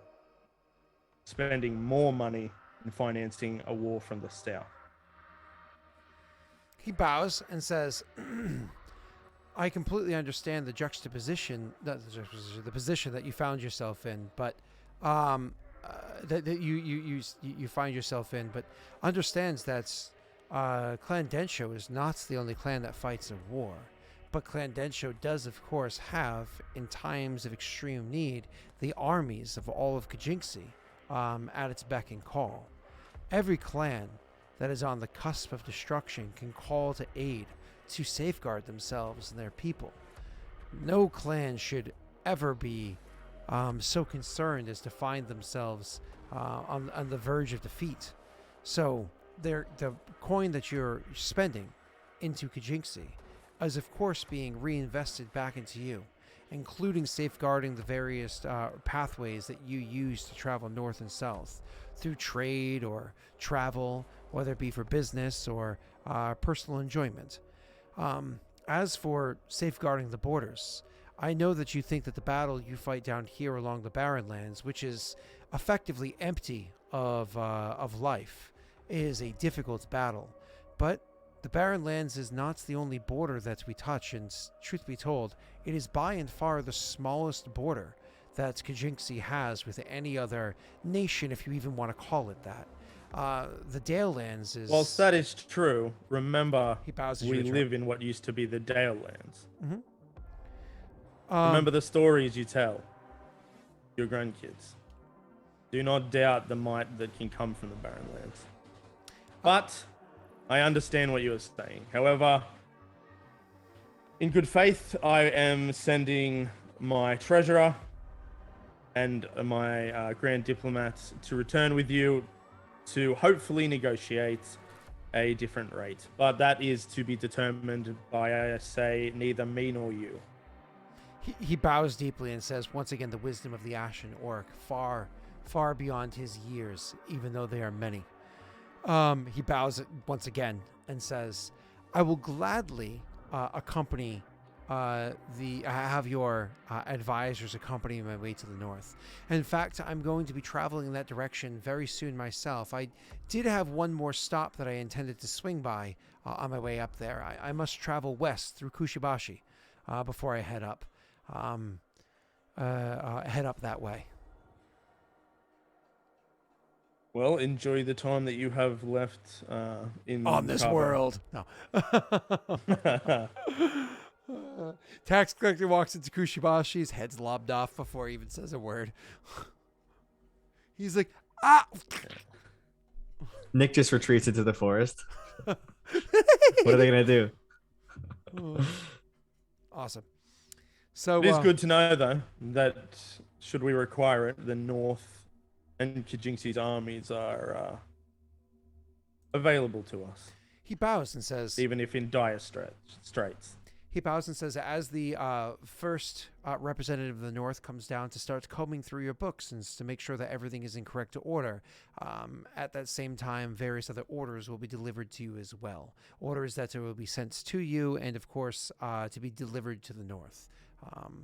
It is high time that the relationship between Clan Densho and the three ruling clans of the North is improved. Relations. So be it. Yeah. He bows again and says, I have already spent one night in Clan Densho, and I don't intend to spend another. If the ladies are prepared to travel, I'll be heading out in the next 2 hours' time. Otherwise, if they can meet me in the capital of Kushibashi, then they can travel with me at that point. Otherwise, I bid you adieu and thank you again for your generosity, Densho Varix. And bow and make his way out of there. Okay. Oh boy. Now, Give me a second. It's been how many real life weeks? Oh god. We're good. He's as the guy's walking out, he just hurls an axe in the back of his head. Shit. Well, there Temper. was something I had to make a will save for, but let's just leave it at that. No problem. So moving on. All right, yeah. So So is that a advisor task, I assume? oh, it will be, but you don't have to worry about that quite just yet. So the event was him coming down to tell you. Yeah. The actual increase of consumption technically doesn't happen next turn. Technically, next turn is when you can do your advisor test because they have to travel all the way up there, and then have the meeting and so on and so forth, and travel all the way back. But the increase of consumption. Can you tell me the thing for it? DC? No, Why? because I'm keeping it to myself right now. Sense of adventure yourself. If I tell you, I can't. Then I can't surprise Naren and Tesla. Okay. Well, you got another couple months from me, okay? Hold off there, buddy. So, sounds like I'm gonna be done expanding now. Does I never grow again? Yeah. If I continue to vassalize everyone, I never technically grow. Does that go around the system? I mean, if they stayed as vassals, which don't really provide much, then yes. If they, Well, vassals should provide more, but I mean, you can make loyalty checks to take BP from them. So certainly, Jake feels like he just had to. The kingdom just made a loyalty check against Jake. You know what I mean? Maybe cause a little bit of unrest. 50% is a lot, Scott. 15. Yeah, I know. Yeah. 15 is a lot. Yeah. Mm. Yeah. But That's like 8 to 9 BP. But it goes straight to consumption, not to but it's not out of your treasury. So it's not significantly better. I mean, it is because it could easily be paid off with. I know. With Okay, but farms does it get multiplied if your farms go away, or if your consumption increases from other factors, right? Or is it an independent source? Oh, it's independent. Okay. Yeah. That matters. Yeah. I mean, who knows? Depending on, I could easily have a event where they temporarily increase taxes to crushing for a little while. But right now they just gave you guys what are the different taxations called? They went from minimal to heavy in one fell swoop, is more or less what it is. And Jake's trying to knock it back down to normal, which would be Hopefully my great relationship with the warlord will help me out here. because that's how it goes. Minimal is more or less like effectively 1%, so it doesn't matter until you're at 100, right? And then you have 5, 10, 15, 20% is how it works. So they're hitting you from minimal to heavy all at once. Yay! It's okay, guys. You could all increase the taxes on your people. We are due to go back to crushing. I may have to increase my tax rate at when this comes in. It's gonna be painful. I don't have enough farms for this. I mean, rosin, income tax here is not small. So income tax in the United States, you pay federal, you pay state, and then you pay for goods and services, depends on the state you live in. Massachusetts is 6 1/4 for a basic sales tax, but then depending on other services could easily be tacked on. But like New York City is like 17%, so, but either way, so so many tolls everywhere. Where were we? What was that? Somebody just asked a question about. Basically, so you have mind cells, so you have to worry. It's actually not entirely true, Viking. Just to answer this question before we continue with Jake. Shadow has minds, which actually increase his bonus BP, which actually increases to his treasury. I increase my economy with them. What you want is to actually, yeah, that's true. So it actually increases the amount that in theory you'd owe over time. What you want is terrain improvements that remove consumption, which is going to be only farms and fisheries. Farms, fisheries, hunting locations, things like that, as well as having different edicts that will affect your consumption too. So having more holidays increases your consumption. Having less has less. I was gonna go to weekly soon, but I guess that's not happening. Well, I'm sorry, the government needs you got to pay your dues. But come on, Well, before we I continue with thought- Jake, come on, Masumi going hard Republican, like even the smallest clan should pay their fair share. Like, does that not make sense? It Like, it makes sense, all right, because it is an evil plan. Okay. yeah, I liked that. Masumi is absolutely. I mean, Varix knows, like, you know, more or less, you take from the smaller clans. Like, it's just, that's the way it is. yeah. Well, I mean, You can do it, you do it. Varix himself If we is can also stop evil. it, we'll stop it. Varix is sitting there like, why is my taxes should be so low? You should owe me money. Like the Northern clan should be paying me for what I provide to That's them. correct. That's how it should Yes. be. So he's sitting there I fucking agree. like Wholeheartedly. Elon Musk or what's Lex Luthor's name? Penis Rocket, Blue Origin, Oh, I was Lex just Luthor? thinking more like the state of Kentucky or that. Sure. So or most red states, actually. Varric's not a socialist. Varrix is a capitalist, but he should be the one getting paid out. Yeah, Bezos. So- Jeff Bezos. Anyway, Jeffrey Bezos. next event. Oh, Dencho Schemer event. Varrix. Dencho Varrix. Now I'm just thinking of Bo Burnham singing Dencho Varrix. How does that? You did it! Dencho That's rough. Varrix. I'm not excited. Oh. I'm, All right, moving on. Next up is Kingdom Rolls. So for you, Dencho Varrix, you have nothing there. Are you ready, sir? Yep. Coming to you by Irithel. Irithel's old, right? Yeah. My warlord, grave news comes from the Barren Lands. If this isn't perfect timing, considering what's now being asked of us, shakes his head, looking over at the empty seats of Masumi and what's her name?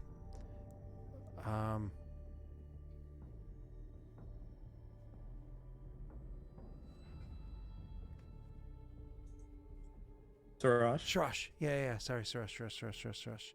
Though technically speaking, they are still around, to be clear, because this is supposed to be the past. Yeah. Yeah. But anyways, they're getting ready to whatever. We all know from previous years that when summer comes, the tribes become active.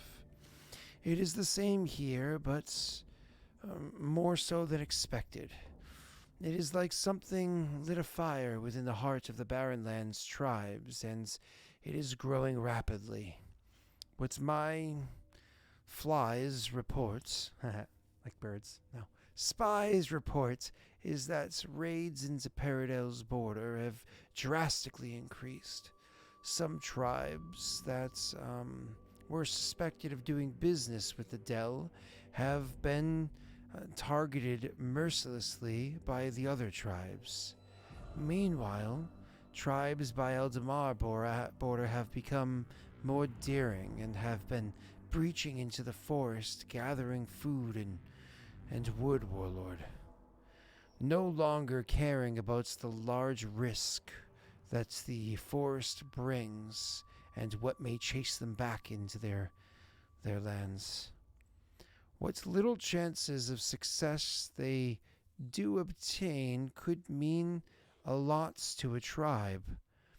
Finally, there are the tribes by the lake, which is at the heart of this sudden aggression. Corrupt tribes are doing more risky bids to expand their power, while Triaxian tribes have been pouring in from the south, making the conflict worse. If I had to wager a guess, I think what is happening in Rast may have accelerated the timeline of what we fear to come, and is giving the corrupt tribes a joint cause. It is almost a guarantee that the tribes by our border will act soon against us. How we prepare is up to you, warlord, but be aware if we fail there will be a reaction from the tribes.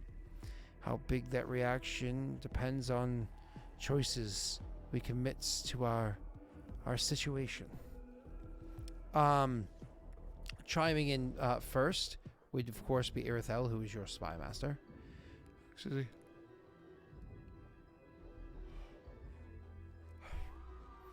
We can make accurate assumptions on what tribes may know and the reasoning for their actions, but without knowing for sure, we cannot find a way to manipulate or plan things out in our favor. This is suggestion number 1, by the way, Nara and Tessel. In our favor, I suggest we send my spy, Killick. He has served us well in the past, as you know, and he's proven himself masterful in infiltrating the tribes and extracting valuable information from them. Knowing where the tribes plan to attack on the border, we would know where to send our forces. I know that you have already invested a considerable amount of our assets into the goblins to figure out what they can, and that will benefit us. But while the goblins have an innate ability to slip around unnoticed because they're assumed to be dumber than these ones apparently are, I think the proven precision and skill of Killick will provide even greater information, if not adding on to in a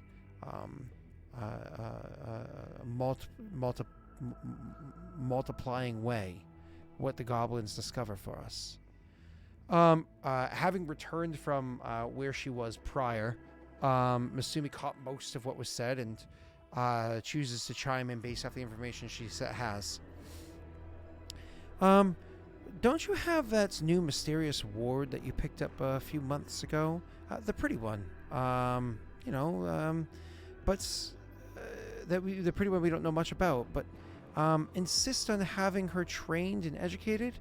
Well, she caught my eye for more than one reason, Warlord. Chiming in without the poor person there. For more than one reason, Warlord.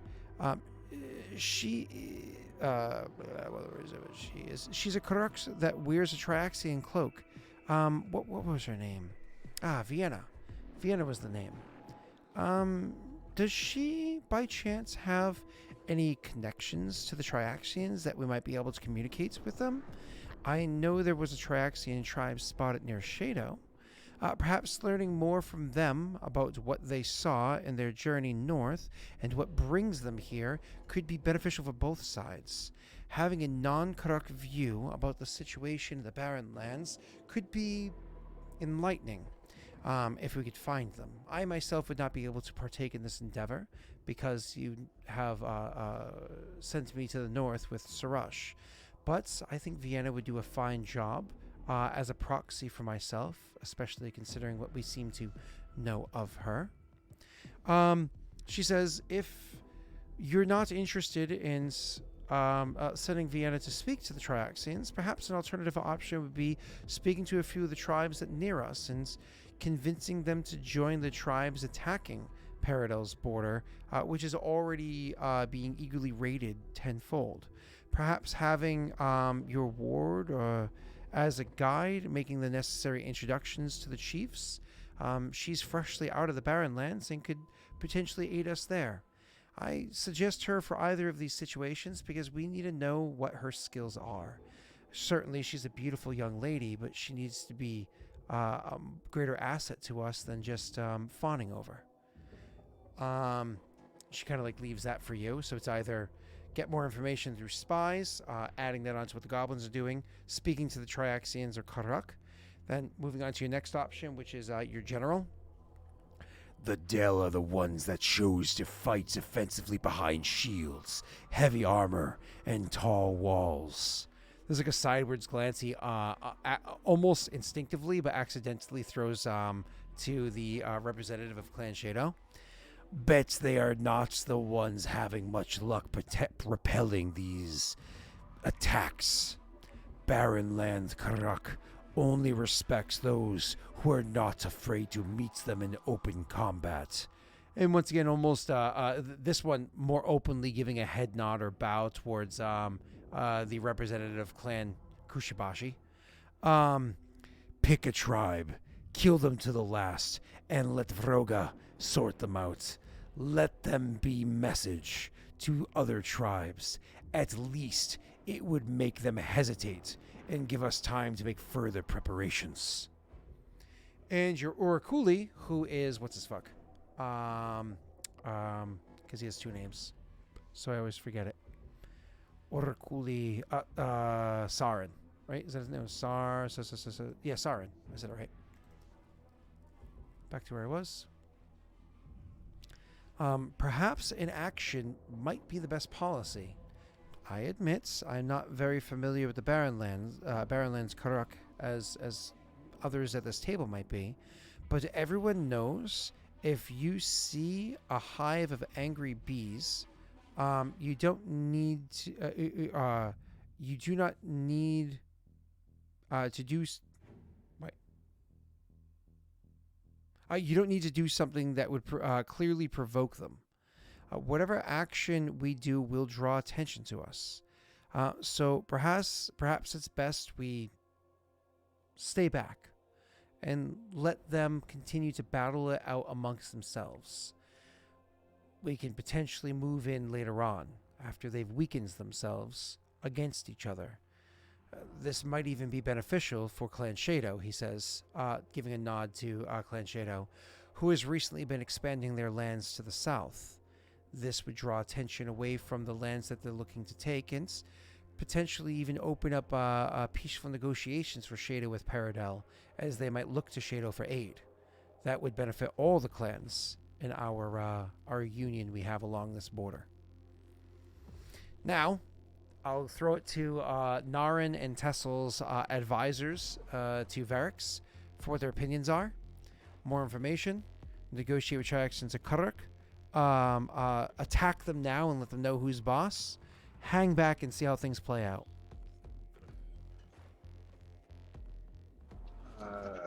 This is Ina is here, correct? Correct. So, yeah, Ina would say, in Clan Kuchibashi, when dealing with angry bees, as we've labeled them, there are really only two ways to handle it. You drown them in a river.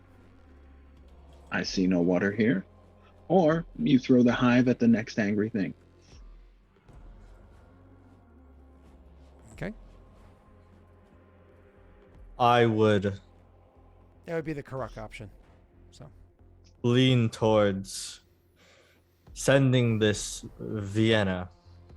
If she is meant to be your leader of the horde, this could prove a good test. Let's not get ahead of ourselves. But I agree, I am torn. Killik has done well. Very well. However, given the destiny Vienna has set in front of herself, she should be tested. But which way to go? Scott, before I make a decision, does sending her work? Like, what's the advisor bonus? It's going to be Masumi's. Because Masumi Okay, technically is so. available this event. It's just for RP purposes, she's heading north. She's not available next month when because these are the events that happened over the course of the month. You know what I mean? So she is available. So you're gonna roll Masumi's rolls, but we're sending Vienna. So it's more or less proxy. like more or less an ambassador handling it, so it still goes off that roll. Yeah. I getcha. Right. It makes me sick thinking of dealing with the Triaxian tribes. However, Vienna has said she has some type of good relationship with them. You say that? Don't you have a Traxian in your midst? We I do. do, but What's your name, Lyra? Yeah, we don't really get along with the Triaxians. Typically, the Karak and the Barrenlands, and the way that we have Lyra is special. Yeah. Yep. I know. I mean, I would call Vienna forward and ask her. Actually, you know what we're gonna do? We're gonna go with the Triaxian option. I detest it, but at the same time, they've already been through the area, and she already has a relationship with them. Okay. So fun fact, that was one of the easiest options. Actually, that was the second easiest of all of your options. What was the easiest? Spy Master.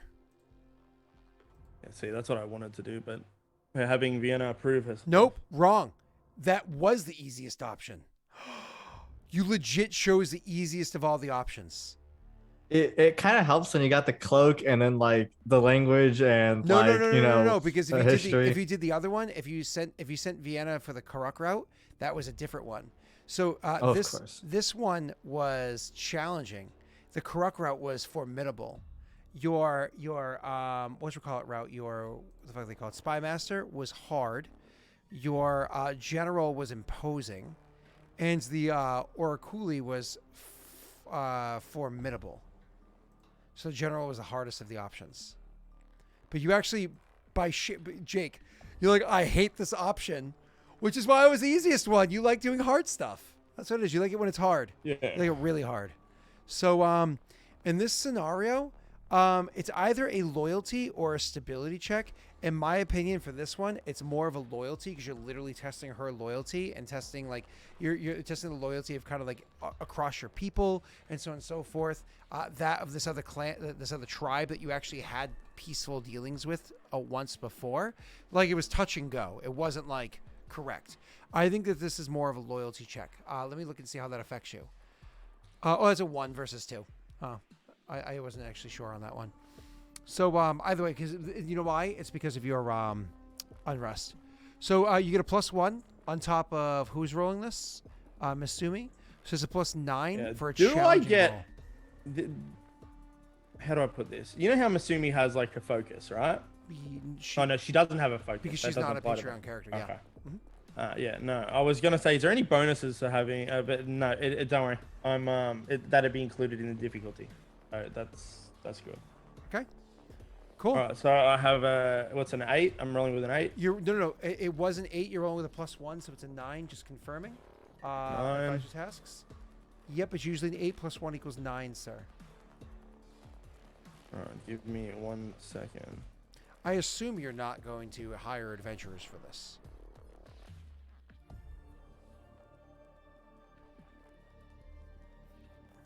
I am going to hire adventurers for this. You know what's funny? With my very small amount of BP. I almost like the idea of allowing you guys to do multifaceted approaches. Like, oh, you can have 2 different advisors do it, but it costs an amount of BP to have like a double approach, you know, like. But I'm not going to make things more complicated than they already are, because technically advisor tasks don't exist in this game. I added them because I think they're fun. So, like, I don't know if Ano's actually going to do a kingdom game, but the idea of playing in a kingdom game without advisor tasks now almost sounds like boring, you know? But it does slow down turns. Yeah. All right. I'm spending 4 BP for a +2. Okay? Because you have so much to spend.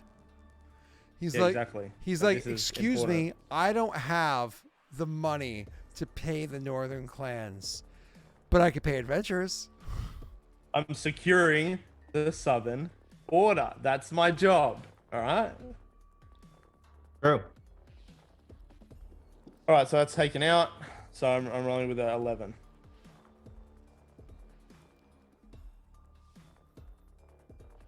Go right ahead. He rolls a natty 1. In before natty 1, people. In before natty 1. And before Nat 20. Oh! I did it. I said in before, baby. Oh my god!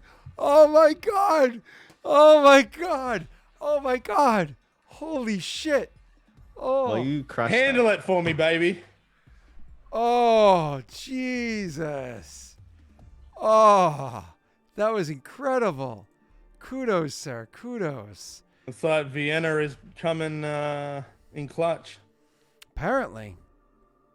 Okay. Critical success. Did I double the critical success range? Just saying. Not that it does anything, but She had a pretty double sure I crit. doubled. the critical success range? Wait, what do you, oh, that doesn't matter. So this is what Aw. happens. She's gone. When she returns, she's gonna come back with a good amount of information. I'm not gonna have Vienna role play it out. Vienna didn't go alone by any stretch of the imagination. You had others going, so this is gonna be one of the other like diplomats that would have traveled with Vienna that works under Masumi. So I feel like maybe Lyra would have went, just like, you know. Lyra's not really a Triaxian. She is, but left that life a long time ago. She's the reason why she's with the Kruk. So remember, Yeah, Lyra's a little because twisted. Lyra's tribe is all dead except for her. Lyra's a little twisted. So Your clan is kind of evil, if you don't recall. yeah, she's like really evil and good with poisons. Just saying. Let's move on. All right, so Lyra's the kind of person that says there's good people on both sides. You know what I'm saying? Like anyways, the I like the fact that Jake's clan is just full of Republicans and Libertarians. That's why they argue with one another. Probably true. So moving on, you guys are where were we? So your the advisor comes back and says, Warlord Varix, I come back with a considerable amount of information for you. Needless to say, our efforts down there were successful, incredibly successful. First, the news from the south.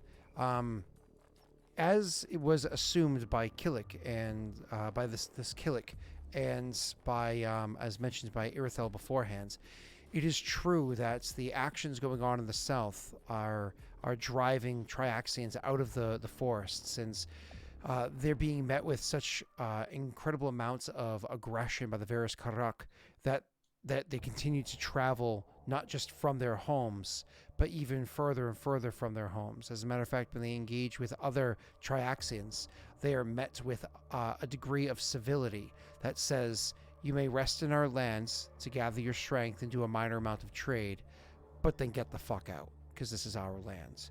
And so they continue to move further and further and further as the home that was theirs is both deforested and occupied by the Dell, very far and very east, very far to the south and the east of where we reside. The number of Triaxians that we see so far, it's only going to grow. And the increase in Triaxians is just going to stir up the Karak to wanting to act even more fervently. They are like, and they more or less like mention a common drug in the Barren Lands that's used to kind of like throw people into like, rah! Almost like somebody doing an 8-ball, you know? So, bumping a couple lines and going to UFC, you know, like, I can fucking take him. Like, calm down, buddy. You're a spectator, you know? So anyways, so yeah, so the Triaxians are just going to continue to come in greater and greater numbers until the situation down there is resolved, or we all know that it is never going to be resolved. It's the Dell, and they're just Triaxians. But that being said, the Triaxians we encountered aren't looking for war. They're looking to find themselves a home. They're looking to find a degree of peace. But they also know peace can't be had as long as Karak are around. But this is where Vienna had to shut the fuck up, and I took over in the engagement. Peace cannot be had as long as barren lands Karak are around. But Densho Varix is not like the other barren lands Karak. The Ashen Orc leads with wisdom and has a vision of growth and prosperity and unity to at least a degree in the future. We talked of how the Ashen Orc not only is the ruler of our clan, a title that they're familiar with. We talked about how you also lead over gnolls and goblins and trolls and Kuru and Karak and Perrin and many others. And this enticed them to want to find a home here. They will not bend a proper knee to a Karak leader, and they certainly will not swear proper fealty to the Ashen Orc. But they are willing to make a deal that would be mutually beneficial for both. They wish to have a home that's more similar to theirs, and they found a location that they think would be best for them to find residing to reside in. Just beyond our lands, to the south and to the west, there is hills that stretch into the barren lands and partially into the what is that called? Eldamar. They wish to take those lands for themselves, to make their own, well, tribe, but clan, if you will. And then that clan will act as a vassal to Clan Varix.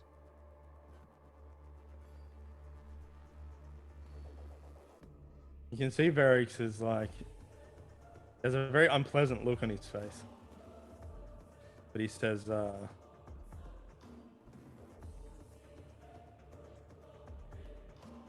arrange it. It is never good to turn down a resource. Nods. There is a small stipulation to this, however. The location where they would like to take is currently occupied by a tribe of Karuk. As a sign of mutual respect and fealty for one another, they wish to do so in a way that is accustomed to Karuk culture. They wish to fight as battle brothers on the field, and to invade and to destroy this Karuk tribe together, them and our clan as one.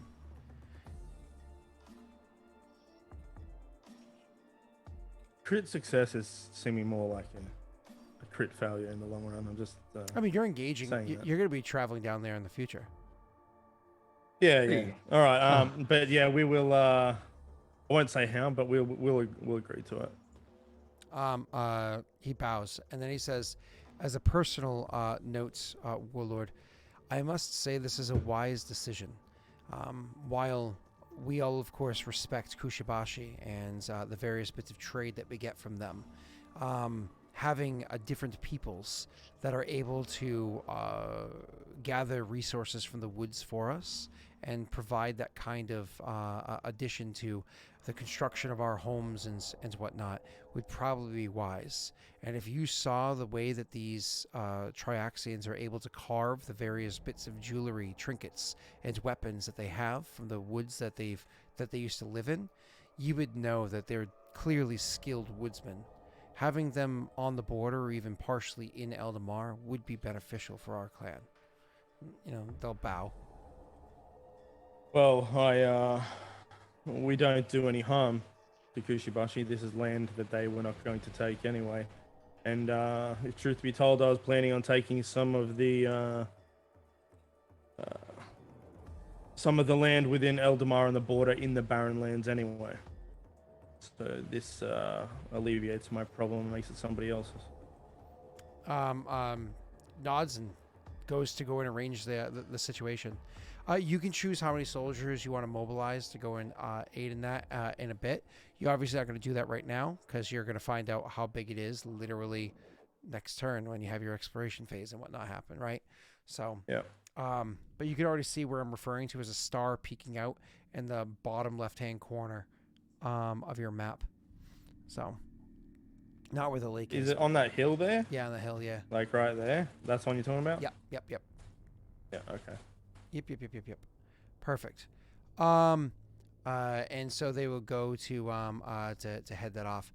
And because this is a critical success, it is important to note that you, even though they're setting up as a vassal state for you, you're not making any kingdom rolls to pull that off, and you don't have to provide any starting BP for their treasury. This is just going to... nice. Yeah, this is going to happen as the critical success. So you just have to help clear the land for them first. So... It's manifest destiny, is what you said.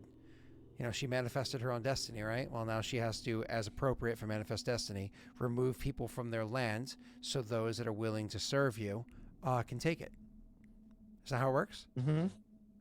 Yeah. Cool. Sounds about right. Good. It's the American way. All right, moving on.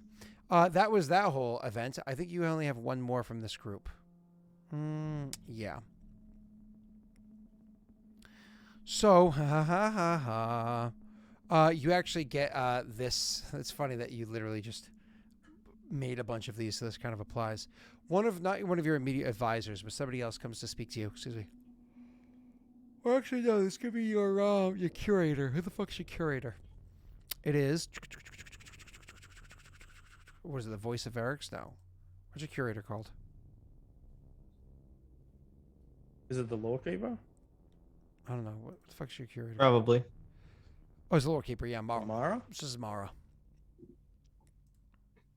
Here we go. It says, Warlord, the whispers in the tenements have been getting louder as the months have passed since finding those remains. The elderly and the young... I only had one tenement, right? I only just... You can't say tenements when I've only just made tenements. One tenement is many, many, many, many houses. But it's funny True. that you just built those. Right. The whispers in the tenements have been getting louder as the months passed since finding those remains. The elderly and the young residing there have been particularly affected, with both groups reporting horrific nightmares and visual hallucinations at night. The most common vision shared is of a small child with weeping wounds all over their body and has been frequently seen at midnight. Ashen Orc, this is a sign. The tenements clearly have become haunted by the unfortunate victims sacrificed there. I'm not sure how you want to handle this, but I must say, they say, I'm not sure how you want to handle this. And they kind of then turn it to the others. Your general, we'll just try him in first. He shrugs and says, destroy them. All of them, the homes. Destroy them all. Which is funny because she literally just destroyed the old ones and built new ones. So it's just funny that... anyways, it's funny. Yeah, so that's an auto pass. I destroyed the old tenements. But there's new and ones. Built houses there. Yep, but those tenements can't affect it. I auto pass. This is... I'm with legendary Ashen Orc wisdom has made me in advance deal with the problem. I think we need a poll because I'm just saying I think I've already dealt with the problem. I'm on board with this, honestly, because it's too convenient of the timing. Poll starting. Poll starting now. Let's see this rigged poll. Oh, sorry. There we go. Okay. Let's see how it is. All right, everybody. We got to get some voting going. Come on. Let's get it in there. People are waiting it out. Okay. A little bit of bounce. Everybody's biding their time. Like that we get a little bit of a lead and everybody's like stretching out their fingers. Okay, let me make sure my USB mouse is plugged in. The battery is nice and secure. Everything's good to go. Okay, how many points do I have? That's going to be 9 votes. Okay, so I'm going to get ready to click. No, everyone knows you can't vote, Scott. No, not me. I'm talking about them. I'm speaking on their behalf. Okay. All right, here we go. Here's the clicking. Here's the clicking. Seems one-sided there. Who spent all the points? Xylamos only did 5 votes. Now I want to see the actual results to this. I want to see. You'll notice I didn't vote at all. It's 18-4. I know, but I want to see who engaged in this. Oh, I didn't realize that was up the whole time. So where's poll? Can you see? I can manage polls, view results, and now that I can view results, let me view vote breakdown. So yes, I had 5,500 points. So who contributed points? Okay, Xylamos and Viking both contributed points. Xylamos actually did for yes. It was 4,500, which is 5 votes. Sorry, no, 10 votes, and then 3 votes from Viking. So that's 13 of the votes were just from them. And then from FU Jake, you had Steve and Snaga both do 2 votes. Oh, that's funny. Okay. I don't know. That's a yes. That's an auto pass. You happen to get rid of your only, let's confirm, only tenement Look, house. what's the curse? Do I have to deal with it anyway? I don't know. I want to say, I think it would just skip it. I think it's just a hard skip. Like, no. No, I think Steve just did a curse. So is that just like redoing it? All right. I have to do it anyway. It's just continue anyways. Yeah, all right. Well, keep going with the thing then. All right. Wow, Steve, that's a big dump too. That's not a small dump. Like curses aren't as cheap as they used to be. Well, So that means increase the DC by 2 steps. No, it doesn't. All right. It does not mean that at all. okay. I will affect the DC because of the way it was voted, but the curse. It will not continuing on. affect the DC. No, that might not be a bad thing for you. You'll make it easier. Yeah, I accept this. All right. So For you, anyways, Dave. General says destroy them. Okay. Like destroy them. Clearly, we didn't convert all the homes correctly. Destroy the entire area. Make new ones later. All right. The Oraculi says, this is Sarin, says, use the old ways to clear the haunting warlord. We'll use an old ritual, a bloodletting. As a weeping, wounded child, we will return that with the wounds of a child in place. This will allow the specter to inhabit the body of that child, and then we'll sacrifice them. It'll allow both their spirits to pass to the afterlife, and it'll cleanse the area without having to do destruction. This will be beneficial for all, and that child will sit with Roga for how they've served Clan Varix. Then you have your high priest, who's your high priest again? Aurorum. Oh yeah. Fucking accent. Says, we'll get the broken chain to help us clear it out. I don't even know how the fucking accent goes anymore. I don't even know what the fuck it is. But anyways, more or less. John Connery. Get the broken chain. Yes. Get the broken chain. That's the one. To help with the clearing. Magister, find a way to harness these spirits to our. Oh yeah! Oh my God! I just remembered who your Magister was and what their focus was. Like, warlord, we have an opportunity here. If there was a way to harness this, a way to benefit us, this could be one. Whether to turn them against their enemies or deeply understand creatures we're going to be facing as we further stretch into the Barren Lands. Something can be done here. Your Grand Diplomat is unfortunately a little bit occupied, so it's requesting help from your allies, but she was like legit gone, so you're not going to do that. And lastly, Spymaster was Irithel. We could seek out experts in Kajinxi to help us. It would not resolve the situation immediately, but it would better equip us to handling the scenario moving forward. I think the name is Gartesh. Looks at Irithel and says, "Fuck off. I know what I'm doing." Irithel just narrows his eyes. Shado and Kushibashi.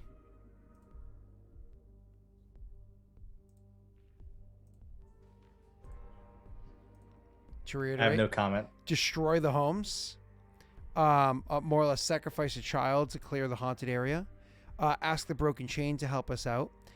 You have your fucking necromancer go in there and do their thing, or ask or seek out specialists in Kajinxi. Your Grand Diplomat can't help.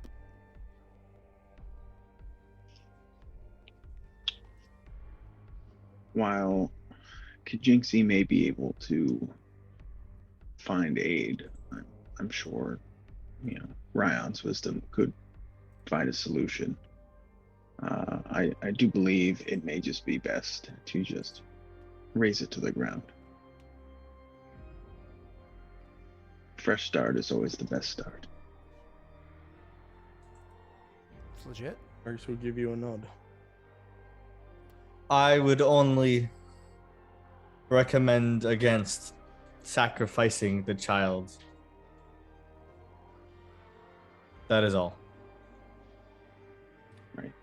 Why waste good pick swinging hands?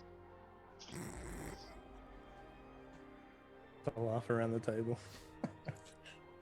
What's his name? What is it? I don't remember his name. I don't know. He's stone faced. He doesn't really care. He agrees. No, he does not agree. He's like, He just yes. isn't bothered by stuff. He's not like Tesla, okay? He got insulted how many times in the last meeting, okay? Didn't say anything. All right, Continue. continue.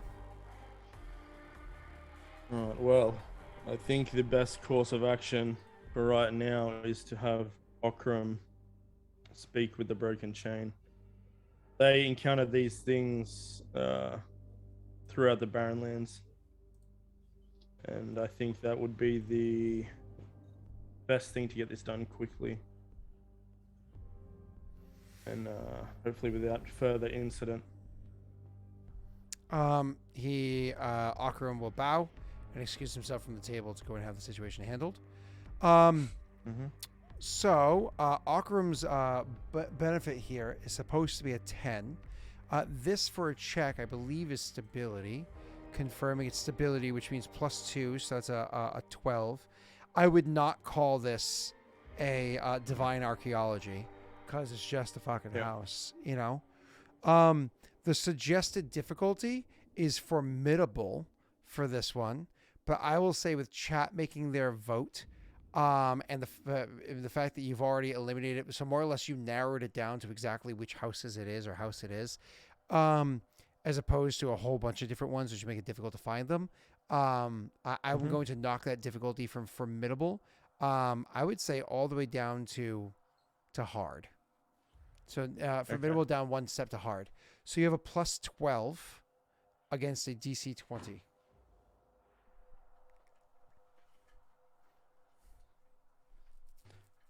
All right, come on, Aurorum.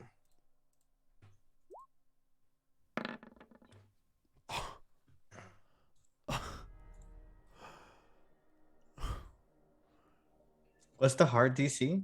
A 20. So technically he's failing by Base 7. If he and lucks famine. it, he's automatically just a regular failure. Oh, well. Going from a 20 to a 1. So it's just Literally a feast or failure. famine. Yeah, wow, that was rough. We've seen a lot of that lately, haven't we, Sal? We don't want to talk about it. I don't want to talk about this past fucking Saturday night session, okay? So anyways, moving on. How about next Saturday night? Fuck you, okay? Moving on. So, yeah, the failure in this situation means that, unfortunately, you are not going to be able to eliminate the spirit without potentially burning the building to the ground.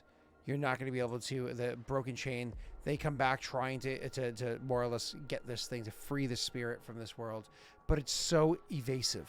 They say, if you can't purge the creature, purge the place where it rests. You know, give it no port to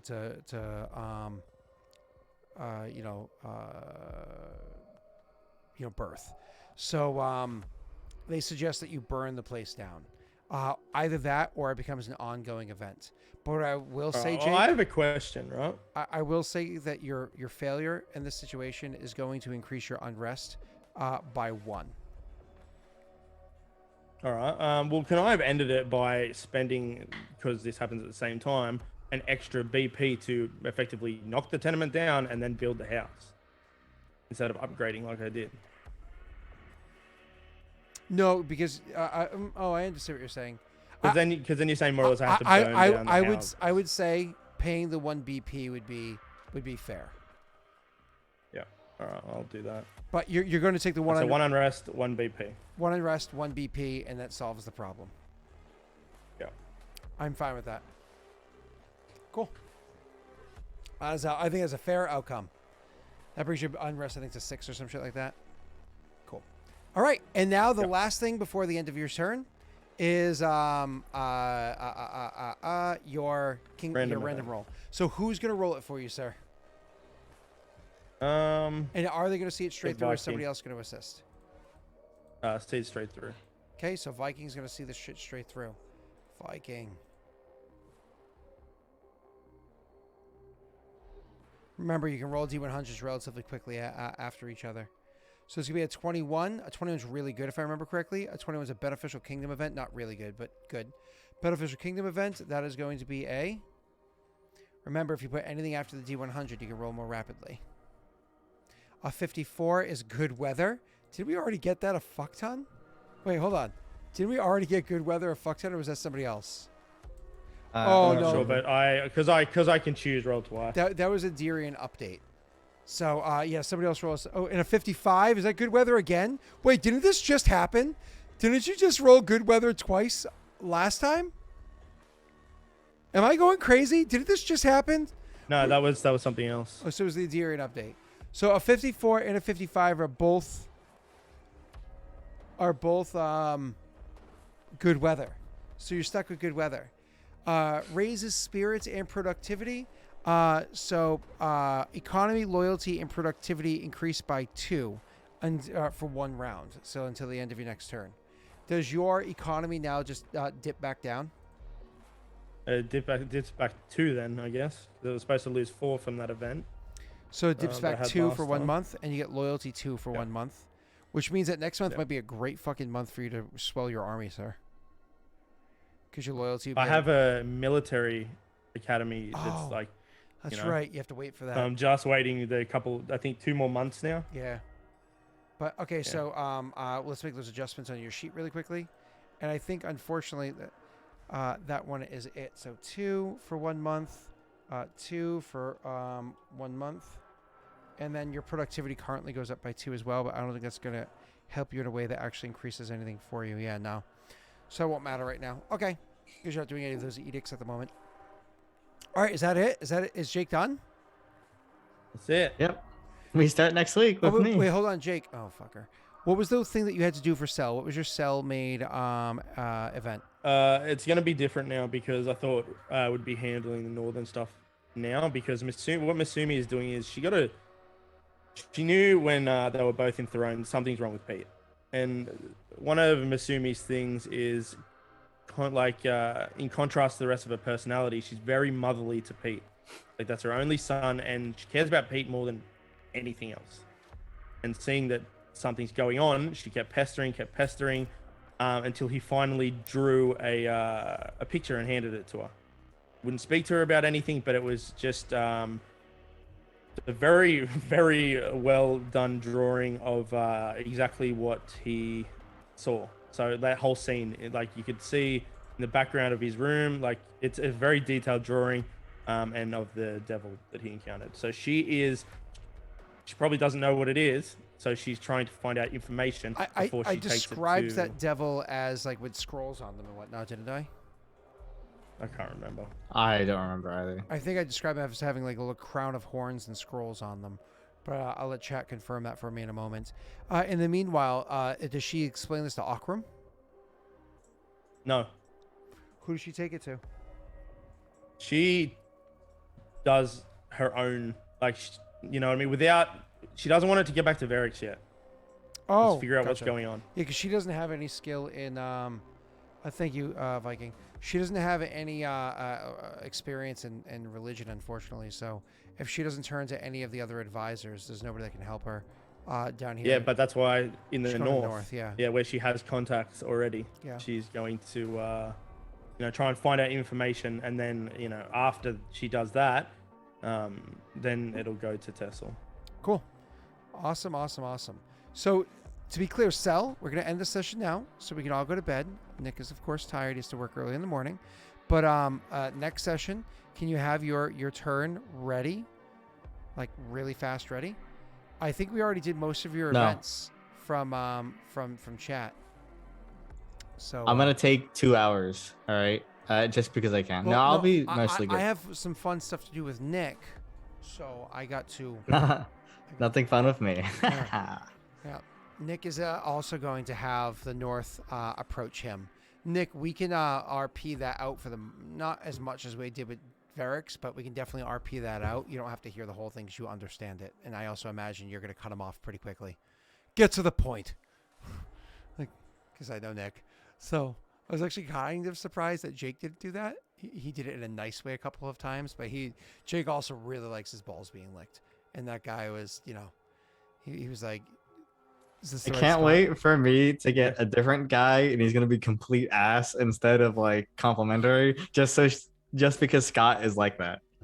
What? How about this? How about this? I will I implanted allow it the in his person. head. Nope. I'll allow the personality of the one that approaches you to be come up with by Lundane. Are you in Discord with us? What is wrong with you? I honestly don't remember if Lundane's in Discord. I know Lundane very often on Twitch, but I don't remember Lundane in Discord. Cool. You and Viking can come up with a fun personality together. If you need me to make you a private room that just the three of us are a part of, that's fine. Or you guys can DM each other and this one of you guys tell me what it is. But you and Viking can come up with a personality of the individual. I don't need a lot. Like we're talking like a paragraph. If you also care to describe them, that's fine too.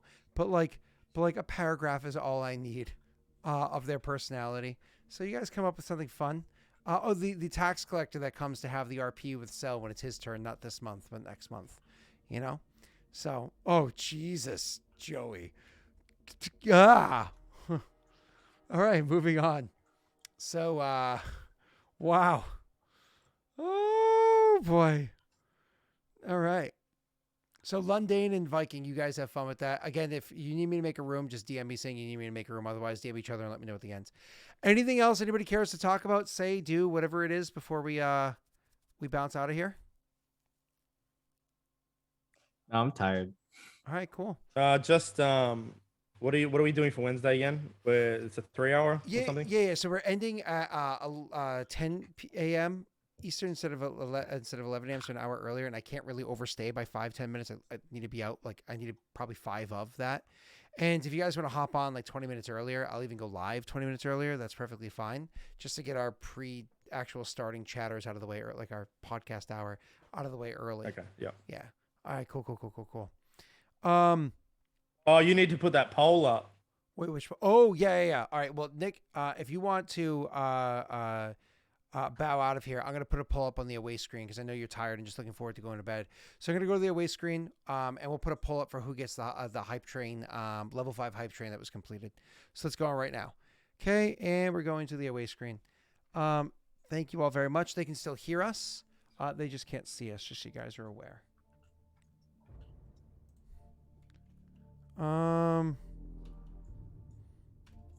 How much you care to wager? You guys care to wager daddies? I don't have any. I use them on Regicide. I'll make it I'll make the poll a 3-minute duration so you guys can wager daddies if you want. Just say how much you want to wager, and I can easily transfer between the people. All right, so all right, I have to get to the other screen to check. Hype train level 5. And let's see, this is gonna be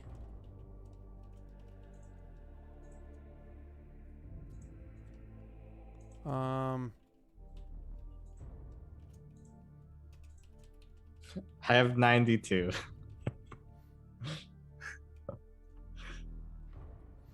Okay.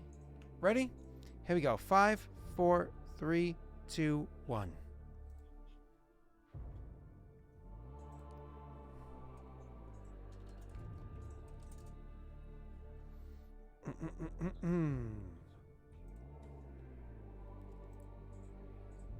Yeah, Nick, I want next session to be have a decent amount of time for you so you can get some fun. If I have no events, I'll be done in like 30 minutes. I don't remember how you might have 2 or 3 events. I honestly don't. I have to look through. Were you the first one to get events from last time? Yeah, I think so I already did mine. You might have already gone through most of your. No, wait, I'm still giving you I couldn't events, have. Well, I couldn't have because February, the last time we played was the 28th, right? So unless you did the March events for that. Yeah, I think I gave you the March event for that one as well because it was 28th, yeah. and then by the time you were doing your events, it was after midnight. So. Then yeah, I've already done everything. So I mean, I have like my sheet kind of planned out already, so it's not like I got really much to do. Although, yeah, taxes are gonna suck.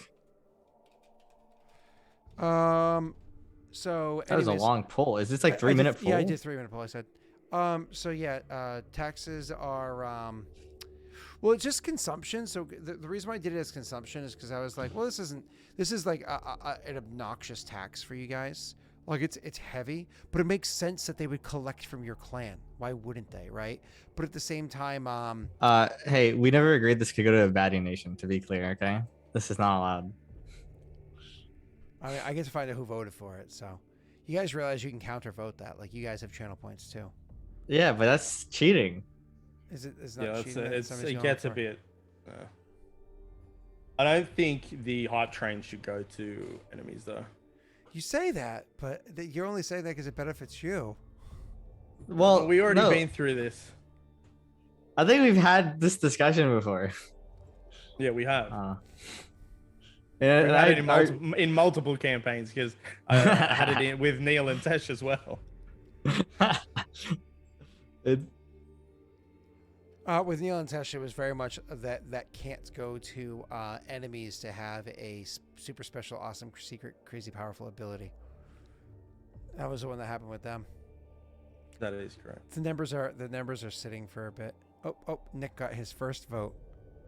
Nick, did you just vote for yourself? You're muted, Nick. And I was about to. Just to go home. I got Steve with a vote, and then someone else has voted for me. Are we now They down to felt the push? kindness. Let's see if there is a push for a bad nation or not. I'm not seeing any push, and we're down to too few of seconds for someone to win, I think. Yeah, unless it was a secret concerted effort. Okay, it's going to Jake. I'm genuinely curious how these results played out. Thank you guys. I appreciate it. Hold on. All I gotta say is, I bet it was gonna be Jake.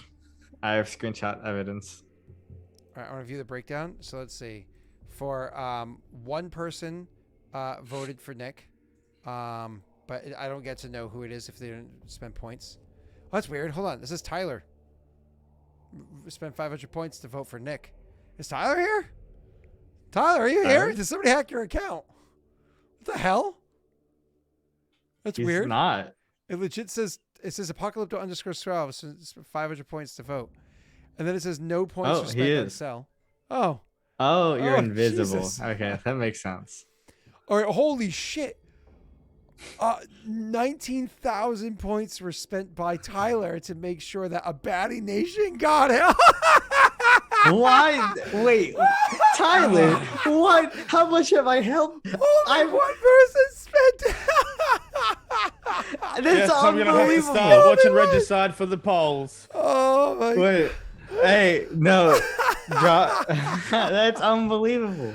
Oh my god, it's completely believable. Tyler, that just made my night. That was amazing. That is no, it doesn't break the treaty. He didn't drop a trump card or a curse. The treaty. This he is did not. channel points Hey, and loyalty points. Look, the treaty was never formalized in Warmonger, but Just so you know, Xylemos spent 500 points for Jake. True Blue spent 29,000 points for Jake. Yeah. A full 20 votes more than That's what's his name? Wow. Tyler. And Tyler. I said That's what's funny, name, though. Tyler. Sorry, I'm bad with names. That was a I'm good meme. tired. That was really good, Tyler. That was amazing. Ooh, that's awesome. All right, cool. All right, so let's get out of here, guys. Next session we can ruin Cells Nation. I got to charge taxes. True. Gotta charge. Well, no, taxes. not mine. I'm not 26 yet, baby. All right. Bye, everybody. Bye. Wait till Jake finds out how he has to try to renegotiate his taxes. He's gonna love it. Oh, who am I rating? Who am I rating? Who am I rating? Are you ready for Friday, Tyler?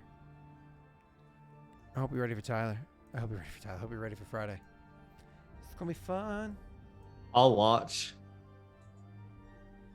I watched like every other Regicide episode. I'm only halfway through. What's Friday?